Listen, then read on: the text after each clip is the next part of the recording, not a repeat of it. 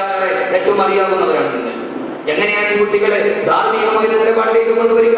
ബാക്കിയുള്ളവരെ ഒരു കഥയും പറയാൻ തൽക്കാല സമയമില്ല. യുവാക്കളുടെ കഥയും വയസ്സന്മാരുടെ കഥയും അതൊന്നും പറയാൻ സമയമില്ല. ഞാൻ പറയുന്നത് നമ്മുടെ സമൂഹത്തിന്റെ നട്ടലായ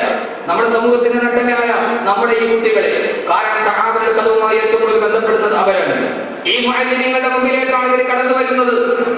അവരെയാണ് തകർന്നു പോകുന്ന ഈ ധാർമ്മികതയിൽ രാവിലെ സുബഹി നിസ്കാരത്തിന്റെ വാങ്ങ വിളിച്ചു കഴിഞ്ഞാൽ 7 മണിക്ക് മക്കളെ ഒരുക്കി കെട്ടിയിട്ട് മദ്രസയിലോട്ട് കടന്നു വിടുന്നത് അതേതോ വലിയ പാതകമായി കണക്കാക്കുന്നവർ, ആ പാതകമായി കണക്കാക്കുന്നവരെ തന്നെ ചിന്തിക്കേണ്ടതുണ്ട്. ഏഴരയാകുമ്പോൾ കയ്യിൽ കെട്ടി കോട്ടും കെട്ടി ഞാനൊരു ഭൗതിക വിദ്യാഭ്യാസത്തിന്റെ വിരോധിയായതുകൊണ്ടല്ല. എന്റെ വാപ്പയ്ക്കും ഉമ്മയ്ക്കും തണുപ്പുള്ള രാത്രിയിൽ എന്തോ ഒരു തമാശ തോന്നിയപ്പോഴും ആ കാരണത്താലാണ് ഞാൻ ജനിക്കപ്പെട്ടത്. അതുകൊണ്ട് തന്നെ മാതാവിനോടും പിതാവിനോടും ധാർമ്മികമായി എനിക്കൊരു കടപ്പാടുമില്ല എന്ന സാഹിത്യകാരന്മാർ എഴുതി വെച്ച ആ പുസ്തകങ്ങൾ നമ്മുടെ മക്കൾ പോയി 7 മുതൽ 8 മണി മുതൽ വൈകുന്നേരം 4 മണി വരെ പഠിക്കുകയും 7:30 മുതൽ 8:30 വരെ 1 മണിക്കൂറെങ്കിലും മക്കളെ മാതാവിന്റെ കാൽപാദത്തിന്റെ അടിയിലാണ് നിന്റെ സ്വർഗമെന്ന് പഠിപ്പിച്ചു കൊടുക്കുക.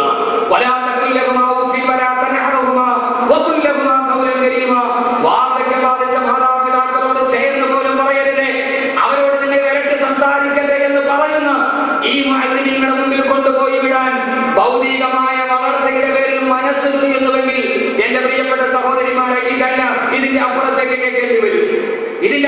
കേൾക്കേണ്ടി വരും. രാവിലെ വരുന്ന ഈ നൈർമല്യ ഹൃദയത്തെ മാതാപിതാക്കളോടുള്ള കടമ പഠിപ്പിച്ചു കൊടുക്കാൻ, അയൽവക്കക്കാരോടുള്ള കടമ പഠിപ്പിച്ചു കൊടുക്കാൻ, കൂട്ടുകാരോട് എങ്ങനെ സംസാരിക്കണമെന്ന് പറയാൻ 4ാം ക്ലാസ്സിൽ അഖിലാഖ എന്ന് പറയുന്ന ഒരു കിതാബുണ്ട്. വല്ലപ്പോഴും എടുത്തു നോക്കണം എന്റെ പ്രിയപ്പെട്ട സഹോദരങ്ങളെ. അത് പഠിപ്പിക്കാൻ നമ്മുടെ കുട്ടികൾക്ക് കഴിയാത്തത് കൊണ്ടാണ് 4 മണിക്ക് പഞ്ചസാര വാങ്ങിക്കാൻ സ്കൂൾ വിട്ട് വന്നിട്ട് പഞ്ചസാര മേടിക്കാൻ പീടികയിലോട്ട് പോയ 7 വയസ്സുകാരി കുട്ടി, ആ 7 വയസ്സുകാരി പെൺകുട്ടിയെ വീട്ടിലോട്ട് തിരിച്ചു വരുമ്പോൾ ടി വി കാണിച്ചു തരാമെന്ന് പറഞ്ഞ് വിളിച്ചുകൊണ്ട് വീട്ടിൽ കൊണ്ടുപോയി അവളെ കുത്തിപ്പിടിച്ച് മാനവകത്തിന്റെ ഇടയിൽ ആ കുട്ടി പെടഞ്ഞു മരിക്കുമ്പോൾ അവളെ മരത്തിൽ കിടത്തി അടുക്കളയിൽ നിന്ന് കത്തിയെടുത്തുകൊണ്ട് വന്ന് 14 കഷണങ്ങളായി 7 വയസ്സുകാരിയെ കെട്ടിമുറിച്ച് ചാക്കിൽ വെച്ച് ചാക്കിന്റെ അഗ്രഭാഗം മുഴുവനും കയർ കൊണ്ട് മുറുക്കി കെട്ടി പൂന്താടിയും എടുത്ത് മൺവെട്ടിയും എടുത്ത് അടുക്കളയുടെ പുറകിൽ പോയി സ്വന്തമായി കുഴിയെടുത്ത് അതിൽ ഈ മൃതശരീരത്തിന്റെ ചാക്കടക്കം ചെയ്ത് ആരും അറിയാതെ അതിന് മുന്നിൽ അതിബുദ്ധിമാനെ പോലെ വാളയെന്ന് കെട്ടി തിരിച്ചു വന്നത് തൃശ്ശൂർ ചന്ദ്രാപിന്നിയിലെ നൊട്ടോറിയസ് ക്രിമിനലായിരുന്നില്ല, അവിടുത്തെ കള്ള് കച്ചവടക്കാരനായിരുന്നില്ല. 12 വയസ്സ് മാത്രം പ്രായമുള്ള മുഹമ്മദ് കോയ എന്ന് പറയുന്ന 12 വയസ്സുകാരനാണ് ലോകത്തിലെ നൊട്ടോറിയസ് ക്രിമിനൽ പോലും ചെയ്യാത്ത ഈ ക്രൂരകൃത്യം ചെയ്തതെങ്കിൽ എന്റെ പ്രിയപ്പെട്ട സഹോദരങ്ങളെ, അന്വേഷണ ഉദ്യോഗസ്ഥയായ DIG ഇന്നത്തെ IGP സന്ധ്യ തൃശ്ശൂർ പ്രസ് ക്ലബ്ബിൽ പത്രസമ്മേളനം വിളിച്ചപ്പോ പത്രക്കാർ ചോദിച്ചു, എങ്ങനെയാണ് ഈ കുട്ടിക്ക് 7 വയസ്സുകാരിയോട് എങ്ങനെയാണ് മഞ്ചരട്ടയിൽ മണ്ണ് വെച്ചിട്ട് അപ്പം കളിക്കുന്ന ഉണ്ടാക്കി കളിക്കുന്ന കുട്ടിയോട് ഇങ്ങനെ തോന്നിയത്? എന്റെ പ്രിയപ്പെട്ട മാതാപിതാക്കളെ, IGP സന്ധ്യ പറഞ്ഞത് എന്തെന്നറിയുമോ? ഈ കുട്ടി ജനിച്ചു വളർന്ന സാഹചര്യമാണ് അവൻ കുറ്റവാളിയാക്കിയത്. അവൻ ജനിച്ചു വളർന്ന സാഹചര്യം ഏത് സാഹചര്യമാണത്? അവന്റെ പിതാവ് ഏറ്റവും വലിയ മദ്യപാനി, അവന്റെ മാതാവാണെങ്കിലോ ആ നാട്ടിൽ അറിയപ്പെട്ട പബ്ലിക് പ്രോസ്റ്റിറ്റ്യൂട്ട്. എന്റെ പ്രിയപ്പെട്ട സഹോദരങ്ങളെ, പിതാവിന്റെ ഭാഗത്ത് മാതാവിന്റെ സുഖരസങ്ങളുടെ ശൈലിയിൽ പാതിരാ സമയത്ത് അന്യന്റെ ചൂടും അനുഭവിക്കുന്നവൾ, വളർന്നു വരുന്ന കുട്ടി ആ നാട്ടിൽ ഏറ്റവും വലിയ ക്രിമിനലായി. ആരെയാണ് കുറ്റപ്പെടുത്തേണ്ടത്? ആരെയാണ് ചൂണ്ടേണ്ടത്? ആരെയാണ് ഈ കാര്യത്തിൽ നമ്മൾ വഴി പറയേണ്ടത്? വാപ്പയും ഉമ്മയും. ഞാൻ പറഞ്ഞല്ലോ, ആലപ്പുഴ ദേശീയപാതയിൽ പോലീസ് ഉദ്യോഗസ്ഥർ പരിശോധന നടത്തുന്നു, വാഹന പരിശോധന. മദ്യപിച്ചതാണെന്നറിയാനുള്ള പരിശോധനയാണ് റോഡ് സൈഡിൽ. കഥയില്ല. ഭാര്യ ഭർത്താവും പാതിരാ സമയത്ത് കാറിൽ വന്നു. ഭർത്താവ് വെളിയിലിറങ്ങി. SI പറഞ്ഞു, ഇതിൽ ഊതുക. മദ്യപിച്ചിട്ട് വാഹനം ഓടിച്ചിട്ട് ഊതിയാൽ സെൻസർ വർക്ക് ചെയ്യും, ബീപ്പ് ശബ്ദം കേൾക്കും. അയാൾ ഊതി, ശബ്ദം കേട്ടു. SI പറഞ്ഞു, നീ മദ്യപിച്ചിട്ടുണ്ട്, വെക്കടിക്കണം 1000 രൂപ. അയാൾ പറഞ്ഞു, ഞാൻ മദ്യപിച്ചിട്ടില്ല. അതൊന്ന് നീ മദ്യപിച്ചത് കൊണ്ടല്ലേ ബീപ്പ് ശബ്ദം കേട്ടത്? അല്ല, ഈ യന്ത്രം കേടാണ്, ഞാൻ മദ്യപിച്ചിട്ടില്ല. പോലീസ് പറഞ്ഞു, ഇത്രയും നേരം യന്ത്രം വർക്കാണ്, ഇപ്പൊ നിനക്ക് മാത്രം ഇല്ല, ഞാൻ മദ്യപിച്ചിട്ടില്ല, എന്നിട്ട് മൂന്നിട്ട് ശബ്ദം കേട്ടു, അതുകൊണ്ട് നിങ്ങളുടെ യന്ത്രം കേടാണ്. പോലീസ് ഉദ്യോഗസ്ഥർ വല്ലാതെ കൺഫ്യൂഷനായി. അവസാനം അയാളെ പറഞ്ഞ് യന്ത്രം കേടാണ്. ഞാൻ പറഞ്ഞാണ്, ശരി, ഒരു കാര്യം ചെയ്യും, എന്റെ ഭാര്യയെ കൊണ്ട് ഒന്നിപ്പിച്ചു നോക്ക്. ഭാര്യ ഇറങ്ങി വന്നു, സുന്ദരിയായ ഭാര്യ. അവർ കൂടി അപ്പോഴും ശബ്ദം കേട്ടു. SI പറഞ്ഞു, സോറി, ഞങ്ങൾ അറിഞ്ഞില്ല, ഇത് വർക്ക് ചെയ്യുന്നില്ല എന്ന്. അവരെ വെറുതെ വിട്ടു. യഥാർത്ഥത്തിൽ അവൾ മദ്യപിച്ചിരുന്നു, യഥാർത്ഥത്തിൽ ഭാര്യ മദ്യപിച്ചിരുന്നു. ഇതൊരു കഥയല്ല. ഇത് നടത്തിയ പോലീസ് ഉദ്യോഗസ്ഥൻ പ്രഭാഷണത്തിന്റെ ഇടയിൽ എന്നെ കണ്ടപ്പോൾ പറഞ്ഞ വാക്കാണിത്. സഹോദരങ്ങളെ, നഗരത്തിന്റെ സംവിധാനം എവിടെ എത്തിയെന്ന് ചോദിച്ചാൽ പാതിരാസമയമായി കഴിയുമ്പോൾ മക്കളെയും കൊണ്ട് നഗരത്തിന്റെ ആവശ്യകളിലൂടെ കടന്നുപോയി അവസാനം 2 മണിക്ക് വന്ന് കിടന്നുറങ്ങി. രാവിലെ 8 മണിയാകുമ്പോൾ സ്റ്റഫ് ചെയ്ത കോടി എഴുന്നേൽക്കുന്നത് പോലെ 8 മണിയാകുമ്പോൾ മക്കളെ സ്റ്റഫ് ചെയ്ത് ഭൗതിക വിദ്യാഭ്യാസത്തിന്റെ കലാലയത്തിൽ കൊണ്ടുപോയി തിരിച്ചു കൊണ്ടുവന്ന് നഗര ജീവിതത്തിന്റെ കാവലാളുകളായി മാറി നിൽക്കുന്ന ഒരു സമൂഹം. ഈ സമൂഹത്തിനോട് എന്താണ് പറഞ്ഞു കൊടുക്കേണ്ടത്? ഈ സമൂഹത്തിനോടാണ് ആദരവായ വിശുദ്ധമായ ഖുർആൻ. ഞാൻ ഏറെ പറയുന്നില്ല, പത്രവാർത്തകൾ ഏറെ പറയുന്നില്ല. സ്വന്തം മക്കൾ നാളെ മയ്യത്ത് നിസ്കരിക്കണമെന്ന് ആഗ്രഹമുണ്ടെങ്കിൽ നാളെ മക്കൾ മണ്ണിന്റെ അടിയിൽ കൊണ്ടുപോയി മണ്ണിട്ട് മൂടിയിട്ട് എന്റെ വാപ്പ മരിച്ചു ഇനി ബാക്കി മുഴുവനും എനിക്കെന്ന് പറയുന്ന ജാമിതീയ ജ്യോതിശാസ്ത്രത്തിന്റെ കണക്ക് പറയാതിരിക്കണമെങ്കിൽ നാളെ നാം ഈ നൊന്ത് പ്രസവിച്ച നമ്മുടെ മക്കൾ കണ്ണുനീരൊലിപ്പിച്ച് നമ്മുടെ പുറകിൽ കിടന്ന് മയ്യത്ത് നിസ്കരിക്കണമെങ്കിൽ എന്റെ പ്രിയപ്പെട്ട സഹോദരങ്ങളെ, ഇതിനൊരു അടിസ്ഥാന തത്വമുണ്ട്. എന്താണ് അടിസ്ഥാന തത്വം? ഇതിനൊരു അടിസ്ഥാന തത്വമുണ്ട്. 13ാമത്തെ വയസ്സിൽ കേരളം മദ്യപിക്കാൻ തുടങ്ങുകയാണ്. 13ാമത്തെ വയസ്സിലാണ് കേരളത്തിന്റെ മദ്യപാനത്തിന്റെ തുടക്കം. അപ്പൊ ആരാ കുടിക്കുക? ഞാൻ പറയണോ? കേരളത്തിന്റെ മാഗസിൻ കഴിഞ്ഞ മാസം കേരളത്തിലെ 30,000 ഹൈസ്കൂൾ വിദ്യാർത്ഥികൾ ഒരു സർവേ നടത്തി. നിങ്ങൾ നന്നായിട്ട് കേൾക്കണം, വീട്ടിലിരുന്ന മനസ്സിലാവില്ല.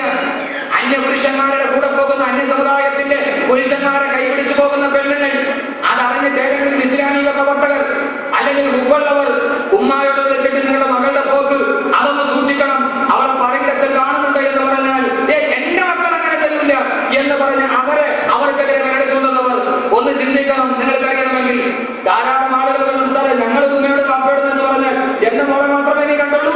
എന്റെ മോൾ അങ്ങനെ ചെയ്യില്ല. അവള് തഹജ്ജുദ് അവള് സുബഹി കഴിഞ്ഞിട്ട് മനസ്സിലാവുന്നവളാണ്. എന്റെ പ്രിയപ്പെട്ട സഹോദരങ്ങളെ, അന്യപുരുഷന്റെ കൂടെ പോയ പെണ്ണ് അന്ന് സുബഹി നിസ്കരിച്ചിട്ട് മനസ്സിലോതിട്ടാണ് പോയത് എന്ന കാര്യം മറന്നു പോകരുത്. എന്റെ പ്രിയപ്പെട്ട സഹോദരങ്ങളെ, അതുകൊണ്ടാണ് പലപ്പോഴും അത് ചൂണ്ടിക്കാണിക്കുന്നവരുടെ നേരെ വിരൽ ചൂണ്ടുന്ന ആളുകൾ അള്ളാഹു നമ്മളെ കാത്തുരക്ഷിക്കട്ടെ. ഇതിന്റെയൊക്കെ പ്രധാനപ്പെട്ട 30,000 ഹൈസ്കൂൾ വിദ്യാർത്ഥികൾ സർവേ നടത്തിയപ്പോൾ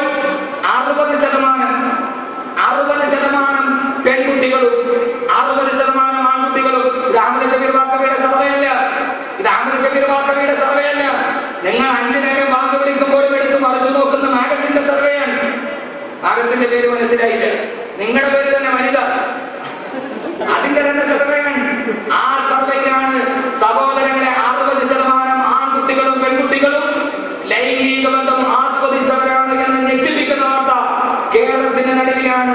ഇത് ആധികാരികമായ സർവേയാണെങ്കിൽ ഇത് പണ്ഡിതന്മാർ പറയുമ്പോൾ മനസ്സിലാവില്ല.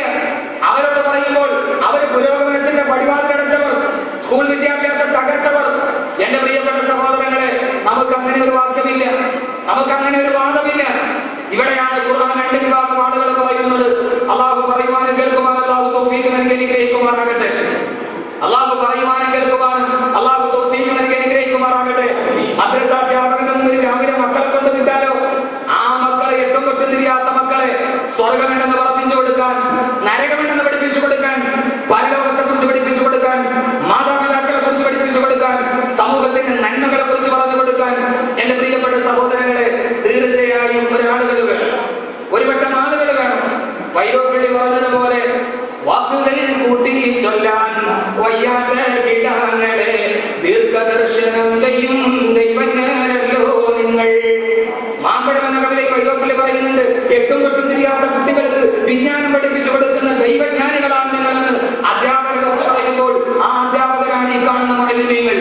എന്റെ പ്രിയപ്പെട്ട സഹോദരങ്ങളെ, അതുകൊണ്ട് ഞാൻ പറയുന്നു, ഈ ഭൂമിയിൽ ജീവിക്കുമ്പോൾ ചില ലക്ഷ്യങ്ങൾ ഉണ്ടാകണം. ഈ വളരുന്ന ലോകത്ത് തകർന്ന ധാർമ്മികതയുടെ നടുവിൽ ഞാൻ പത്രവാർത്തകൾ പറഞ്ഞതിന് മാത്രമേ സമയമുണ്ടാവുകയുള്ളൂ. ഈ വളരുന്ന ലോകത്ത് തളരുന്ന ഒരു ധാർമ്മികത. നമ്മുടെ നഗരം വളരുകയാണ്, ഫ്ലാറ്റുകൾ വളരുകയാണ്. എന്റെ പ്രിയപ്പെട്ട സഹോദരങ്ങളെ, സുഖ സൗകര്യങ്ങൾ വളരുകയാണ്. എല്ലാം നമ്മുടെ കണ്ണുമുന്നിൽ എത്തി നിൽക്കുകയാണ്. ലോകത്തുള്ള ഒരു കമ്പ്യൂട്ടറിന് മുഴുവൻ സൂക്ഷിക്കാൻ കഴിയാത്തത് വിരലിന്റെ നഖത്തിന്റെ നാലിലൊന്നും വലിപ്പമില്ലാത്ത ചെറിയ ഒരു മൈക്രോ ചിപ്പിൽ സൂക്ഷിക്കാൻ കഴിയുന്ന, പ്രപഞ്ചത്തിന്റെ രഹസ്യം മുഴുവനും ഒരു മൈക്രോ ചിപ്പിൽ സൂക്ഷിക്കാൻ കഴിയുന്ന കാലത്താണ് നാം. ഇവിടെ നമുക്കെന്താണ് ചെയ്യാൻ കഴിയുക? ഇവിടെ അള്ളാഹുവിന്റെ ഖുർആൻ പറയുന്നു, 2 വിഭാഗം മനുഷ്യരുണ്ട് ഇവിടെ.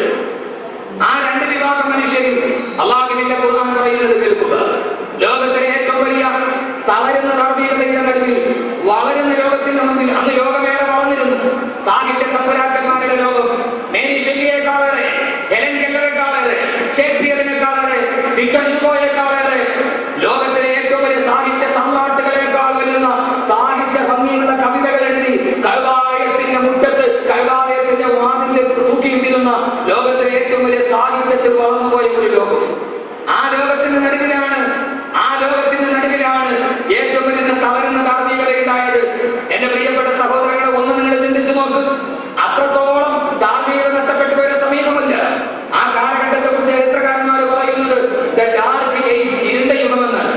ഉമർ റളിയല്ലാഹു അൻഹു ജീവിച്ചിരുന്ന അല്ലാഹുവിന്റെ പ്രവാചകൻ നബി മുഹമ്മദ് മുസ്തഫ, ആദരവായ പ്രവാചകൻ നബി മുഹമ്മദ് മുസ്തഫ സല്ലല്ലാഹു അലൈഹി വസല്ലം കടന്നു വന്ന കാലഘട്ടത്തെ ചരിത്രകാരന്മാർ വിശേഷിപ്പിച്ച ഡാർക്ക് ഏജ്, ഇരുട്ടിന്റെ കാലമെന്നാണ്.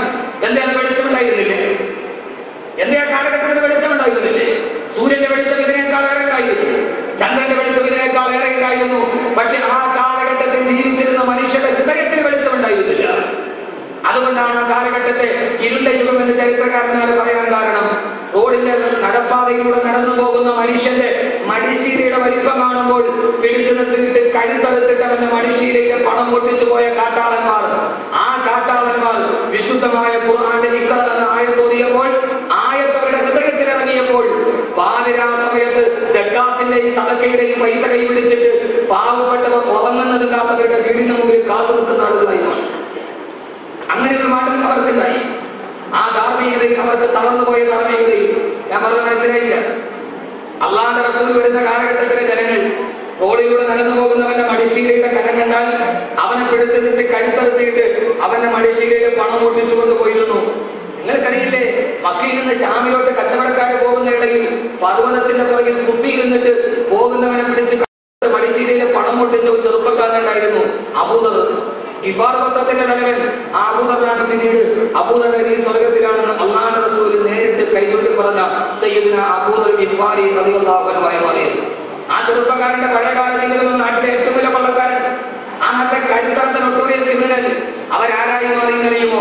എന്റെ പ്രിയപ്പെട്ട സഹോദരങ്ങളെ, ഖുർആൻ അവരുടെ മനസ്സിൽ ഇറങ്ങി. ആഖിറം പഠിച്ചു, സ്വർഗം പഠിച്ചു, അല്ലാഹുവിനെ അറിഞ്ഞു, ഖുർആൻ പഠിച്ചു. അതുകൊണ്ട് ഈ ലോകത്തിന്റെ തകരുന്ന ധാർമ്മികത നന്നാവണമെങ്കിൽ ഖുർആൻ പറയുന്നിടത്തേക്ക് എത്തണം. രണ്ടേ ആയത്ത് അത് മാത്രം നമുക്ക് ചർച്ച ചെയ്താൽ മതി. അല്ലാഹു തൗഫീഖ് നൽകുമാറാകട്ടെ, അല്ലാഹു തൗഫീഖ് നൽകുമാറാകട്ടെ. എന്റെ പ്രിയപ്പെട്ട സഹോദരങ്ങളെ, ആ ബഹുമാനായ അവരാരായി മാറിയെന്നറിയോ? അവസാന സക്കാത്തിന്റെ പൈസയുമായി പാവപ്പെട്ടവർ ഉറങ്ങുന്നത് കാത്ത് വീടിന്റെ മുമ്പിൽ കാത്തു നിൽക്കാൻ തുടങ്ങി. ഇപ്പൊ നമ്മളൊരു 100 രൂപ ആർക്കെങ്കിലും കൊടുത്താൽ 110 പേരതി. നമ്മളൊരു 100 രൂപ ആർക്കെങ്കിലും കൊടുത്താൽ 110 പേരതി. അല്ലെങ്കിൽ കൊടുക്കുന്ന ആൾ വാങ്ങുന്ന ആളെങ്കിലും പറയും. ആരും അറിയാതെ കൊടുത്തു, കൊടുത്ത ആൾ പറയും, വാങ്ങുന്ന ആൾ മിനിമം 2 പേരെങ്കിലും അറിയണം. പക്ഷെ ഇവരാരായി മാറിയെന്നറിയോ? വാങ്ങുന്ന ആൾക്കറിയില്ല ഇതാരാ തന്നതെന്ന്. ബഹുമാനപ്പെട്ട കഥ സുലൈമാൻ ഉസ്താദ് പറഞ്ഞവരെ കൊടുത്തതാകാൻ അറിയില്ല എന്ന് പറഞ്ഞാൽ പാതിരാ സമയത്ത് വീട്ടിൽ പാവങ്ങൾ കിടന്നുറങ്ങുമ്പോ അവരുടെ ചോർന്നൊലിക്കുന്ന ചെറ്റപ്പുരയുടെ മറുഭാഗത്ത് അവർ കാത്തു നിൽക്കും സ്വർണത്തിന്റെ കിഴിയുമായി. പാവപ്പെട്ടവൻ ഉറങ്ങിയെന്നറിയുമ്പോ ഈ സ്വർണ്ണ കിഴി കൊണ്ടുപോയവന്റെ കാൽപാദത്തിൽ വെക്കും. എന്നിട്ട് ആരും അറിയാതെ വീട്ടിലോട്ട് തിരിച്ചു പോകും. രാവിലെ ഉറങ്ങിക്കിടക്കുന്ന എഴുന്നേൽക്കുമ്പോ 100 സ്വർണ്ണ നാണയം തന്റെ തലയുടെ ഭാഗത്തിരിക്കും. പള്ളിയിൽ മിസ്കിന്മാരെ കിടന്നുറങ്ങുമ്പോൾ എഴുന്നേറ്റാൽ ഉടനെ അവർ ചിന്തിക്കുമ്പോ നോക്കുമ്പോ സ്വർണ്ണക്കിഴി അവിടെ ഇരിക്കുന്നു. ഉറങ്ങുന്നവനെ അറിയിക്കാതെ, പാലമറിന് ശബ്ദം കേൾക്കാതെ പണക്കിഴി അവിടെ വെച്ച് മുതലാളി കടന്നു പോകും. ആ കാട്ടാളന്മാർ ഈ അവസ്ഥയിലെത്തി. ആ കാട്ടാളന്മാർ ആ കാലഘട്ടത്തിന്റെ നാഗരികതയുടെ അടയാളമായി മാറി. പള്ളിയിൽ കിടന്ന ഒരാൾ എഴുന്നേറ്റാൽ, പള്ളിയിൽ ഒരു മുസാഫിർ കിടന്നിട്ട് എഴുന്നേറ്റാൽ ഉടനെ അയാൾ തലയുടെ താഴെ പൊക്കി നോക്കും, ആരെങ്കിലും എന്തെങ്കിലും കൊണ്ടുവന്ന് വെച്ചിട്ടുണ്ടോ എന്നറിയാൻ. ആ കാലഘട്ടത്തിൽ പള്ളിയിൽ കിടന്നൊരു പാവപ്പെട്ടവർ ഇറങ്ങിയാൽ അയാൾ മടിശീല തപ്പി നോക്കും, ആരെങ്കിലും എന്തെങ്കിലും കൊണ്ടുവന്ന് വെച്ചോന്നറിയാൻ. നമ്മുടെ നാട്ടിലോ നമ്മൾ നമ്മുടെ പള്ളിയിൽ കിടന്നാൽ എഴുന്നേറ്റാൽ ഉടനെ മടിശീല തപ്പി നോക്കും, വെച്ചവിടെ ഉണ്ടോന്നറിയാൻ. നമ്മൾ വെച്ചിട്ട് കിടന്ന അവിടെ ഉണ്ടോന്നറിയാൻ. രണ്ട് സെൻട്രൽ മാമസിൽ സഹോദരങ്ങളെ, ഞാൻ ആദ്യമായിട്ട് വരുമ്പോ എന്റെ ഒരു സുഹൃത്ത് പറഞ്ഞ ഉസ്താദ് ഒരിക്കലും ടെസ്റ്റ് എഴുതാൻ വേണ്ടി ഹൈസ്കൂളിൽ വന്നിട്ട് തൊഴിലെടുക്കാൻ വേണ്ടി റാഡോടെ വാച്ചടിച്ച് ഹൗസിന്റെ അപ്പുറത്തെ കുട്ടിയിൽ വെച്ചു. കൈ കഴുകിട്ട് ഇതിന് ഇപ്പോൾ അടവാച്ച് റാഡോ വാച്ച് കണ്ടില്ല. കഴിഞ്ഞ റമദാനിൽ ഒരു മനുഷ്യന്റെ വാച്ച് പോയി. ഉസ്താദെ സെക്രട്ടറിയേറ്റ് എംപ്ലോയീസ് ആണ്, അവർ ജുമൈക്ക് പ്രസംഗിക്കാൻ വന്നതാണ്. ഉസ്താദെ ഞങ്ങളുടെ വാച്ച് പോയിട്ട് കിട്ടാൻ വേണ്ടി അടുത്ത വെള്ളിയാഴ്ച പറയണേ. അടുത്ത വെള്ളിയാഴ്ച വീണ്ടും അവർ വന്നു എന്റെ റൂമിൽ. അടുത്ത വെള്ളിയാഴ്ച ഞാൻ ഈ കാര്യം പറഞ്ഞു. അവസാനം അവരെന്നോട് ഉസ്താദ് ഒരു കാര്യം കൂടെ പറഞ്ഞു. എന്ത്? ഉസ്താദെ വാച്ച് പോയി. അത് ഉസ്താദിനോട് പറയാൻ വേണ്ടി താഴെ ചെരുപ്പൂരി വെച്ചിട്ട് റൂമിൽ ഒന്ന് തിരിച്ചത് ചെരുപ്പ് പോയി. നടന്ന സംഭവമാണ്. എന്റെ പ്രിയപ്പെട്ട സഹോദരങ്ങളെ, ആ കാലഘട്ടത്തിലെ ആളുകൾ അവരാരും അറിയില്ല. ആ കാലഘട്ടത്തിന്റെ നാഗരികതയുടെ അടയാളമായി മാറി. കാരണം പാവപ്പെട്ടവന്റെ വീട് കാത്തു ആ കാലഘട്ടത്തിൽ ഒരു മനുഷ്യൻ പള്ളിയിൽ കിടക്കുന്നു, ഒരാൾ വീണ്ടും തുറന്ന് കിടക്കുന്നു. ഒരാൾ വന്ന് ഇങ്ങനെ നോക്കി 100 സ്വർണ്ണ നാണയം വെച്ചു, വീട്ടിലേക്ക് തിരിച്ചു പോയി. ഉറങ്ങിക്കിടന്ന ആൾ നോക്കിയപ്പോൾ 100 സ്വർണ്ണ നാണയം.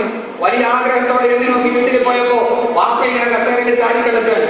വാപ്പയോട് പറഞ്ഞു, വാപ്പ എനിക്കൊന്നൊരു കോള് കിട്ടി.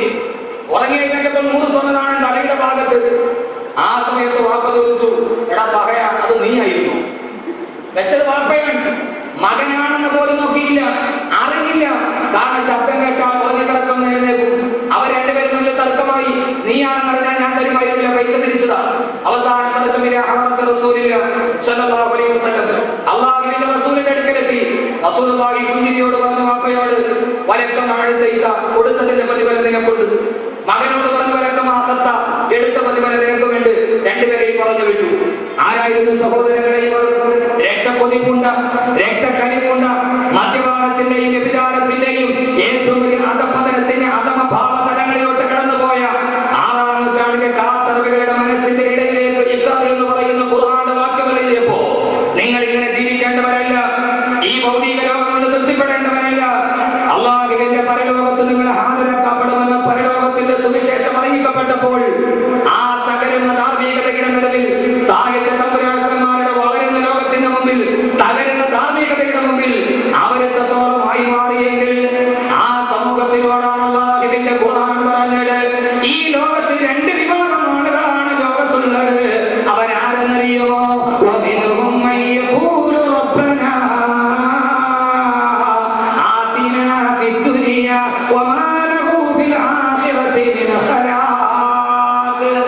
അള്ളാഹുവിന്റെ ഖുർആൻ 2 വിഭാഗം ആളുകളെ പരിചയപ്പെടുത്തുകയാണ്. ഈ പ്രഭാഷണത്തിന് 2 ആയത്തുകൾ മാത്രം പറഞ്ഞ് നാം അവസാനിപ്പിക്കുകയാണ്. ഇവിടെ ധാർമ്മികത തകരാതിരിക്കണോ? ലോകം എത്ര വളർന്നാലും, ലോകം മുഴുവനും കൈക്കുമ്പിളിൽ കിടന്നാലും, കോടികളുടെ കിടക്കപ്പായിൽ അടിയിൽ വന്നെത്തിയാലും, എന്റെ പൊന്നുമോനെ നിനക്ക് ലോകത്ത് നല്ലവനായി ഒരു ധാർമ്മികതയുടെ അടയാളമായിട്ട് ജീവിക്കാൻ കഴിയണോ? 2 വിഭാഗത്തിൽ പേടേണ്ടവരാണ്. അവരാരെന്നറിയുമോ? അള്ളാഹുവിന്റെ ഖുർആൻ പറയുകയാണ്, വമിൻഹും മൻ യഖൂലു റബ്ബനാ ആതിനാ ഫിദ്ദുനിയാ. അള്ളാഹുവിന്റെ തിരുദൂതരെ, അള്ളാഹുവിന്റെ തിരുദൂതരെ, ഭൂമിയുടെ പുറംനിലയുടെ മുകളിൽ മുസ്ലിമീങ്ങൾ 2 വിഭാഗം മാത്രമേ ഉള്ളൂ. 3-ാമതൊരു വിഭാഗമില്ല. മുസ്ലിമീങ്ങൾ 2 വിഭാഗമേ ഉള്ളൂ. അതിൽ 1-ാമത്തത് ആരെന്നറിയുമോ? വമിൻഹും, അവരിൽ ചില ആളുകളുണ്ട്. അള്ളാഹു നമ്മളെ അതിൽ പെടുത്താതിരിക്കട്ടെ. അതിൽ പെട്ടുപോയതാണ് സർവ്വ പ്രശ്നത്തിന്റെയും കാതലായ പ്രശ്നമെങ്കിൽ സഹോദരങ്ങളെ, അവരാരെന്നറിയുമോ? മയ്യഖൂലു, അവര് ജീവിതത്തിന്റെ 24 മണിക്കൂറും പറയുന്നത് എന്താ? അല്ലാഹുവേ, അല്ലാഹുവേ, റബ്ബനാ ആതിനാ ഫിദ്ദുനിയാ. അല്ലാഹുവേ, ഈ ദുനിയാവിൽ എന്തൊക്കെ തരാൻ കഴിയുമോ? എന്തൊക്കെ ഈ ഭൂമി ലോകത്ത് നിങ്ങൾക്ക് കിട്ടാൻ കഴിയുമോ? അതെല്ലാം നിങ്ങൾക്ക് നൽകണേ അല്ലാഹുവേ. 24 മണിക്കൂറും അവർ ദുആ ചെയ്യുന്നത് ദുനിയാവിന് വേണ്ടി, അവർ സഞ്ചരിക്കുന്നത് ദുനിയാവിന് വേണ്ടി, അവർ സമ്പാദിക്കുന്നത് ദുനിയാവിന് വേണ്ടി. വമാ ലഹു ഫിൽ ആഖിറതി മിൻ നസീബ്. നാളെ പരലോകത്ത് അവർ തമ്മാന്റെ അടുക്കൽ യാതൊരുവിധ ഓഹരികളില്ല. ഒരു ചാമുകളിൽ സൂര്യനുദിച്ചു നിൽക്കുമ്പോ നരകത്തിന്റെ മുമ്പിൽ വിഭ്രരായി, വിഭ്രാന്തരായി, പരിഭ്രാന്തരായി അവര് കത്തിക്കാളുന്ന നരകത്തിന്റെ മുമ്പിൽ നിൽക്കുമ്പോ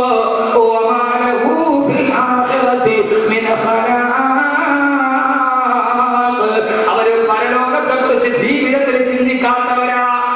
അവരേത് സമയത്തും അവരുടെ ചിന്ത എന്താ?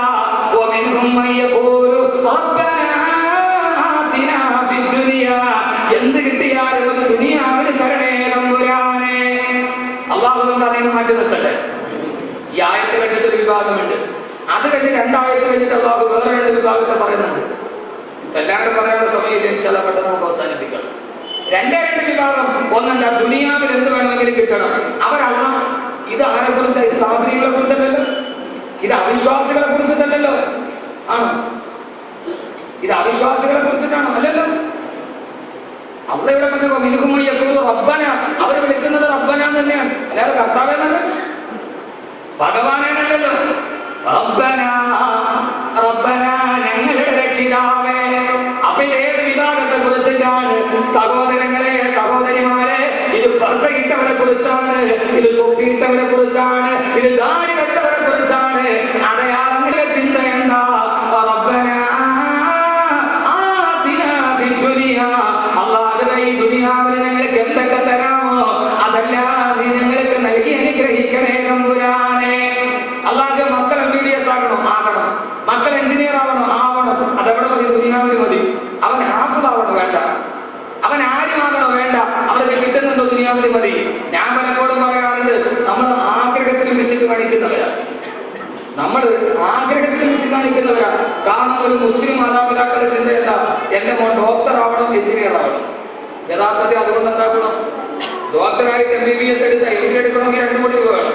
MBBS എടുത്താൽ തന്നെ 4 പാരാസെറ്റാമോൾ കുറിച്ച് കൊടുക്കാന്നല്ലാതെ, മുമ്പിൽ വരുന്ന 10 പേർക്ക് പാരാസെറ്റാമോൾ കുറിച്ച് കൊടുക്കാന്നല്ലാതെ, അല്ലെങ്കിൽ തൊണ്ടവേദന വന്നവന് തലവേദന വന്ന് ക്രോസി കുറിച്ച് കൊടുക്കാന്നല്ലാതെ, തൊണ്ടവേദന വന്നവന് വൈക്കോലിനെ കുറിച്ച് കൊടുക്കാന്നല്ലാതെ, അതിൽ അപ്പുറത്തോട്ട് എന്താ കഴിയുക? ഇനി അവനൊരു ഗവൺമെന്റ് ആശുപത്രിയിൽ ഗവൺമെന്റ് ഡോക്ടറായിട്ട് ധരിക്കട്ടെ, ആ പഞ്ചായത്തിന്റെ പരിധിയിലുള്ള ആളുകൾ അവരുടെ മുമ്പിൽ വരും. ഇനി അവൻ എഞ്ചിനീയറായി ടെക്നോ പാർക്കിൽ ജോലി ചെയ്യട്ടെ, ടെക്നോ പാർക്കുമായിട്ട് ബന്ധപ്പെട്ട ആളുകൾ അവരുടെ മുമ്പിൽ വരും. എന്റെ IAS കാരനാണെന്ന് ചിന്തിക്കുന്നില്ല. ഈ രാജ്യത്തെ നിയന്ത്രിക്കുന്ന IAS കാരനല്ലേ? 4ാം ക്ലാസ് പഠിക്കാത്ത ആളുകൾ മുഖ്യമന്ത്രി ആകുന്നില്ലേ? ആരാ നിയന്ത്രിക്കുക? എന്റെ പ്രിയപ്പെട്ട സഹോദരങ്ങള്, ഈ IAS കാരനാണ് രാഷ്ട്രത്തിന്റെ സ്ഥിരാകേന്ദ്രത്തിരിക്കുന്നത്. അവരാണ് നിയമം ഉണ്ടാക്കുന്നത്, അവരാണ് എഴുതി വെക്കുന്നത്. മന്ത്രിമാരെ കണ്ടിട്ടില്ല, എഴുതിയിട്ട് ഇങ്ങനെ വായിക്കലല്ല പരിഗണിക്കുക. ആളുകൾ വായിച്ചാൽ തന്നെ നേരെ നിവർന്നിട്ട് വർത്താനം പറയാൻ പറ്റുമോ? വിദ്യാഭ്യാസത്തിന് വരാത്തവർ കുഴപ്പമില്ല, അവരെ ഇരുത്തിയിട്ട് പറഞ്ഞ ചിലപ്പോൾ പ്രശ്നം ഉണ്ടാക്കും. പക്ഷെ അവരൊക്കെ നല്ല വിദ്യാഭ്യാസം ഉള്ളവരാണ്, വളരെ നല്ല രീതിയിൽ വിദ്യാഭ്യാസം ലഭിക്കുന്നത്. എന്റെ പ്രിയപ്പെട്ട സഹോദരങ്ങള്, IAS കാരനാണ് ലോകത്തിനെ നിയന്ത്രിക്കുന്നത്. എന്തുകൊണ്ട് എന്റെ മകൻ ഹാഫിളാവണം, അവർ IAS കാരനാണെന്ന് ചിന്തിച്ചൂടാ? ആഗ്രഹത്തിന് വിശക്കാൻ, സ്വപ്നം കാണുന്നതിന് വിശക്കാൻ ഈ സമുദായം ഒത്തിരി അറിയാറുണ്ട്. അതുകൊണ്ട് എന്റെ പ്രിയപ്പെട്ട സഹോദരങ്ങളെ, ലോകത്തെ വിഭാഗം ദുനിയാവ് മാത്രം ആഗ്രഹിക്കുന്നവന് 8 മണിക്ക് കുട്ടിയെ സ്കൂളിൽ വിടാനേ പറ്റൂ, 7 മണിക്ക് കുട്ടിയെ മദ്രസ വിടാൻ പറ്റില്ല, കഴിയില്ല. കാരണം അവനെന്താ? അവന്റെ ചിന്ത മുഴുവൻ റബ്ബനാ ആതിനാ ഫിദ്ദുനിയാ, അല്ലാഹുവേ ഈ ദുനിയാവിൽ എനിക്ക് നൽകണേ എന്നാണ്. ഈ ദുനിയാവിൽ എനിക്ക് നൽകണേ എന്നാണ്. ഈ ദുനിയാവിന്റെ സുഖലോലുപത, ഈ ദുനിയാവിന്റെ എല്ലാവിധ ആർഭാടവും അത് കിട്ടിയാലും മതി. സഹോദരങ്ങളെ, ഈ ദുനിയാവെന്താണ്? ഈ ദുനിയാവെന്താണ്? അല്ലാഹുവിന്റെ പ്രവാചകൻ നബി മുഹമ്മദ് മുസ്തഫ സല്ലല്ലാഹു അലൈഹി വസല്ലം, അല്ലാഹുവിന്റെ പ്രവാചകൻ നബി മുഹമ്മദ് മുസ്തഫ സല്ലല്ലാഹു അലൈഹി വസല്ലം ദുനിയാവിനെ കുറിച്ച് ചിന്തിക്കുന്നതാണ്. വാപ്പ വയസ്സായി, ഉമ്മ വയസ്സായി, 8 മക്കളുണ്ട്. വാപ്പയും ആരുടെ കൂടെ കിടക്കണം? ഇളയവരുടെ കൂടെ നിന്നോട്ട്.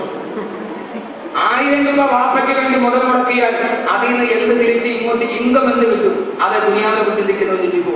ആഖിറത്തെ കുറിച്ച് ചിന്തിക്കുന്നവനെ വാപ്പയ്ക്ക് 1000 കൊണ്ടുകൊടുക്കും. വാപ്പാക്കുമാർക്ക് 1000 രൂപ ഞാൻ മുടക്കി, 1000 കൊടുത്താൽ എനിക്ക് ഇങ്ങോട്ട് എന്ത് കിട്ടും? ലാഭം എന്ത് കിട്ടും? ഇൻകം എന്ത് കിട്ടും? താഴ്ന്ന കഥവിന് ഞാൻ കൊടുത്തു.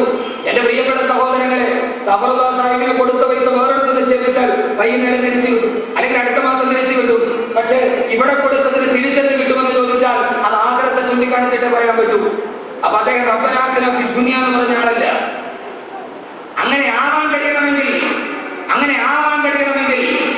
ആദരവായ പ്രവാചകൻ നബി മുഹമ്മദ് മുസ്തഫ, അല്ലാഹുവിന്റെ പ്രവാചകനാണ് പറഞ്ഞത്, മദീനത്തിന്റെ ഓരത്തുകൂടി നടന്നു പോകുമ്പോ ചത്തുപുടുത്ത് കിടക്കുന്ന ഒരു നായിയുടെ ശവശരീരം കണ്ടപ്പോ അല്ലാഹുവിന്റെ റസൂലിന്റെ സഹാബത്ത് കൊടുക്കുന്നുണ്ട്. വല്ലാതെ മൂക്കുപത്തി നടന്നു പോകുമ്പോ അല്ലാഹുവിന്റെ തിരുദൂതരെ ചോദിച്ചു, പ്രിയപ്പെട്ട സഹാബ, ഈ പുടുത്തുമാറി കിടക്കുന്ന ഈ പട്ടിയുടെ ശവശരീരം ആർക്കാണ് വേണ്ടത്? അല്ലാഹുവിന്റെ റസൂലിന്റെ സഹാബത്ത് മറുപടി പറഞ്ഞു, തിരുദൂതരെ, പട്ടിയെ തന്നെ ആർക്കും വേണ്ടാത്തതാണ്. അത് പുടുത്തുമാറിപ്പോയ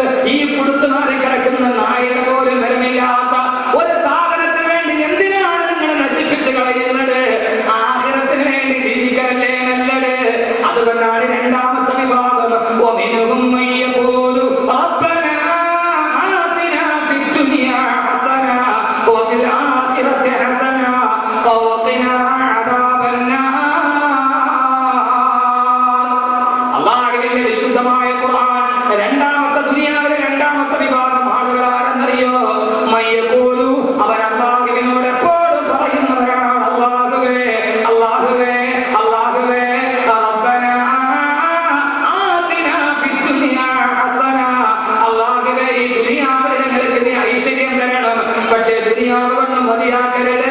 വഫിൽ ആഖിറതി ഹസന വഫിൽ ആഖിറതി ഹസന. നാളെ പരലോകത്ത് അതേപോലെ തന്നെ ഏറ്റവും നല്ല ഹസനാത്ത് നൽകണേ അല്ലാഹുവേ. തീർന്നില്ല സഹോദരങ്ങളെ, യഥാർത്ഥ മുഅ്മിനായ സഹോദരന്മാരെ, ദുനിയാവ് ചോദിച്ചതെന്താ?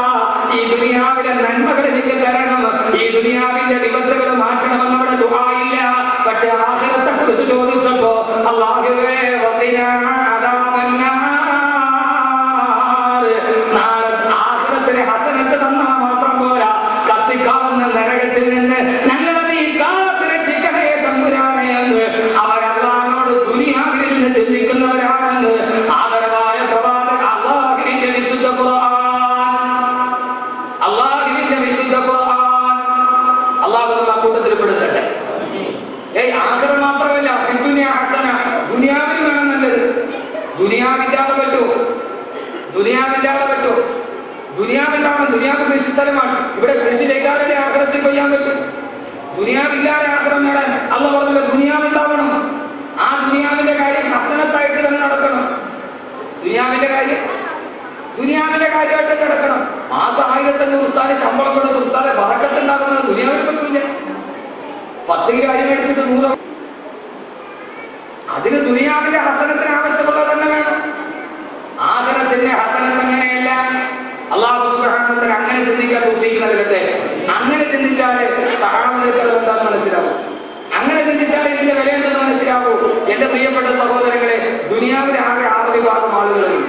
ദുനിയാവിൽ ഈ മക്കളെന്തായിരിക്കും? ഈ ഭൂമിയുടെ പുറംതൊലിയുടെ മുകളിൽ ജീവിച്ചിരിക്കുന്നവരിൽ ആകെ 6 വിഭാഗം ആളുകളുണ്ട്. എത്ര വിഭാഗം? ഉറക്കം പറഞ്ഞ എത്ര വിഭാഗം ആളുകൾ? 6 വിഭാഗം. അന മദീനത്തുൽ ഇൽമി വഅലിയുൻ ബാബുഹാ. ഞാൻ വിജ്ഞാനത്തിന്റെ പട്ടണമാണെങ്കിൽ ആ വിജ്ഞാന നഗരത്തിന്റെ അനന്തര കമനീയ കവാടമാണ് ഈ അലി എന്ന റസൂലുള്ളാഹി തൊട്ടുചൂണ്ടി പറഞ്ഞ ലോകത്തിന്റെ വിജ്ഞാനത്തിന്റെ കവാടമേ. അരിസ്റ്റോട്ടിൽ കണ്ടാത്ത, ക്രിസ്ത്യൻ കണ്ടാത്ത, നെപ്പോളിയൻ പോലും താണ്ടി പോകാത്ത അറിവിന്റെ കവാടം താണ്ടിയ സയ്യിദുനാ അലി ഇബ്നു അബീ താലിബ് റളിയല്ലാഹു അൻഹു. ആ അലി റളിയല്ലാഹു തആലയാണ് പറഞ്ഞത്, ദുനിയാവിൽ ആകെ 6 വിഭാഗം ആളുകളേ ഉള്ളൂ. നാളെ ആഖിറത്തിലും 6 വിഭാഗം ആളുകളുണ്ട്. ആഖിറത്തിൽ 6 വിഭാഗം ആളുകളുണ്ട്. അല്ലാഹു നമ്മളെ അതിൽപ്പെടുത്തട്ടെ. അത് പറഞ്ഞ ഇൻഷാ അല്ലാഹ് നമുക്ക് ദുആ ചെയ്ത് പിരിയാം. ഇതിന്റെ ഇടയിൽ മിനിസ്റ്റർ വന്ന ഉദ്ഘാടനം. ദുനിയാവിൽ 6 വിഭാഗം ആളുകളുണ്ട്.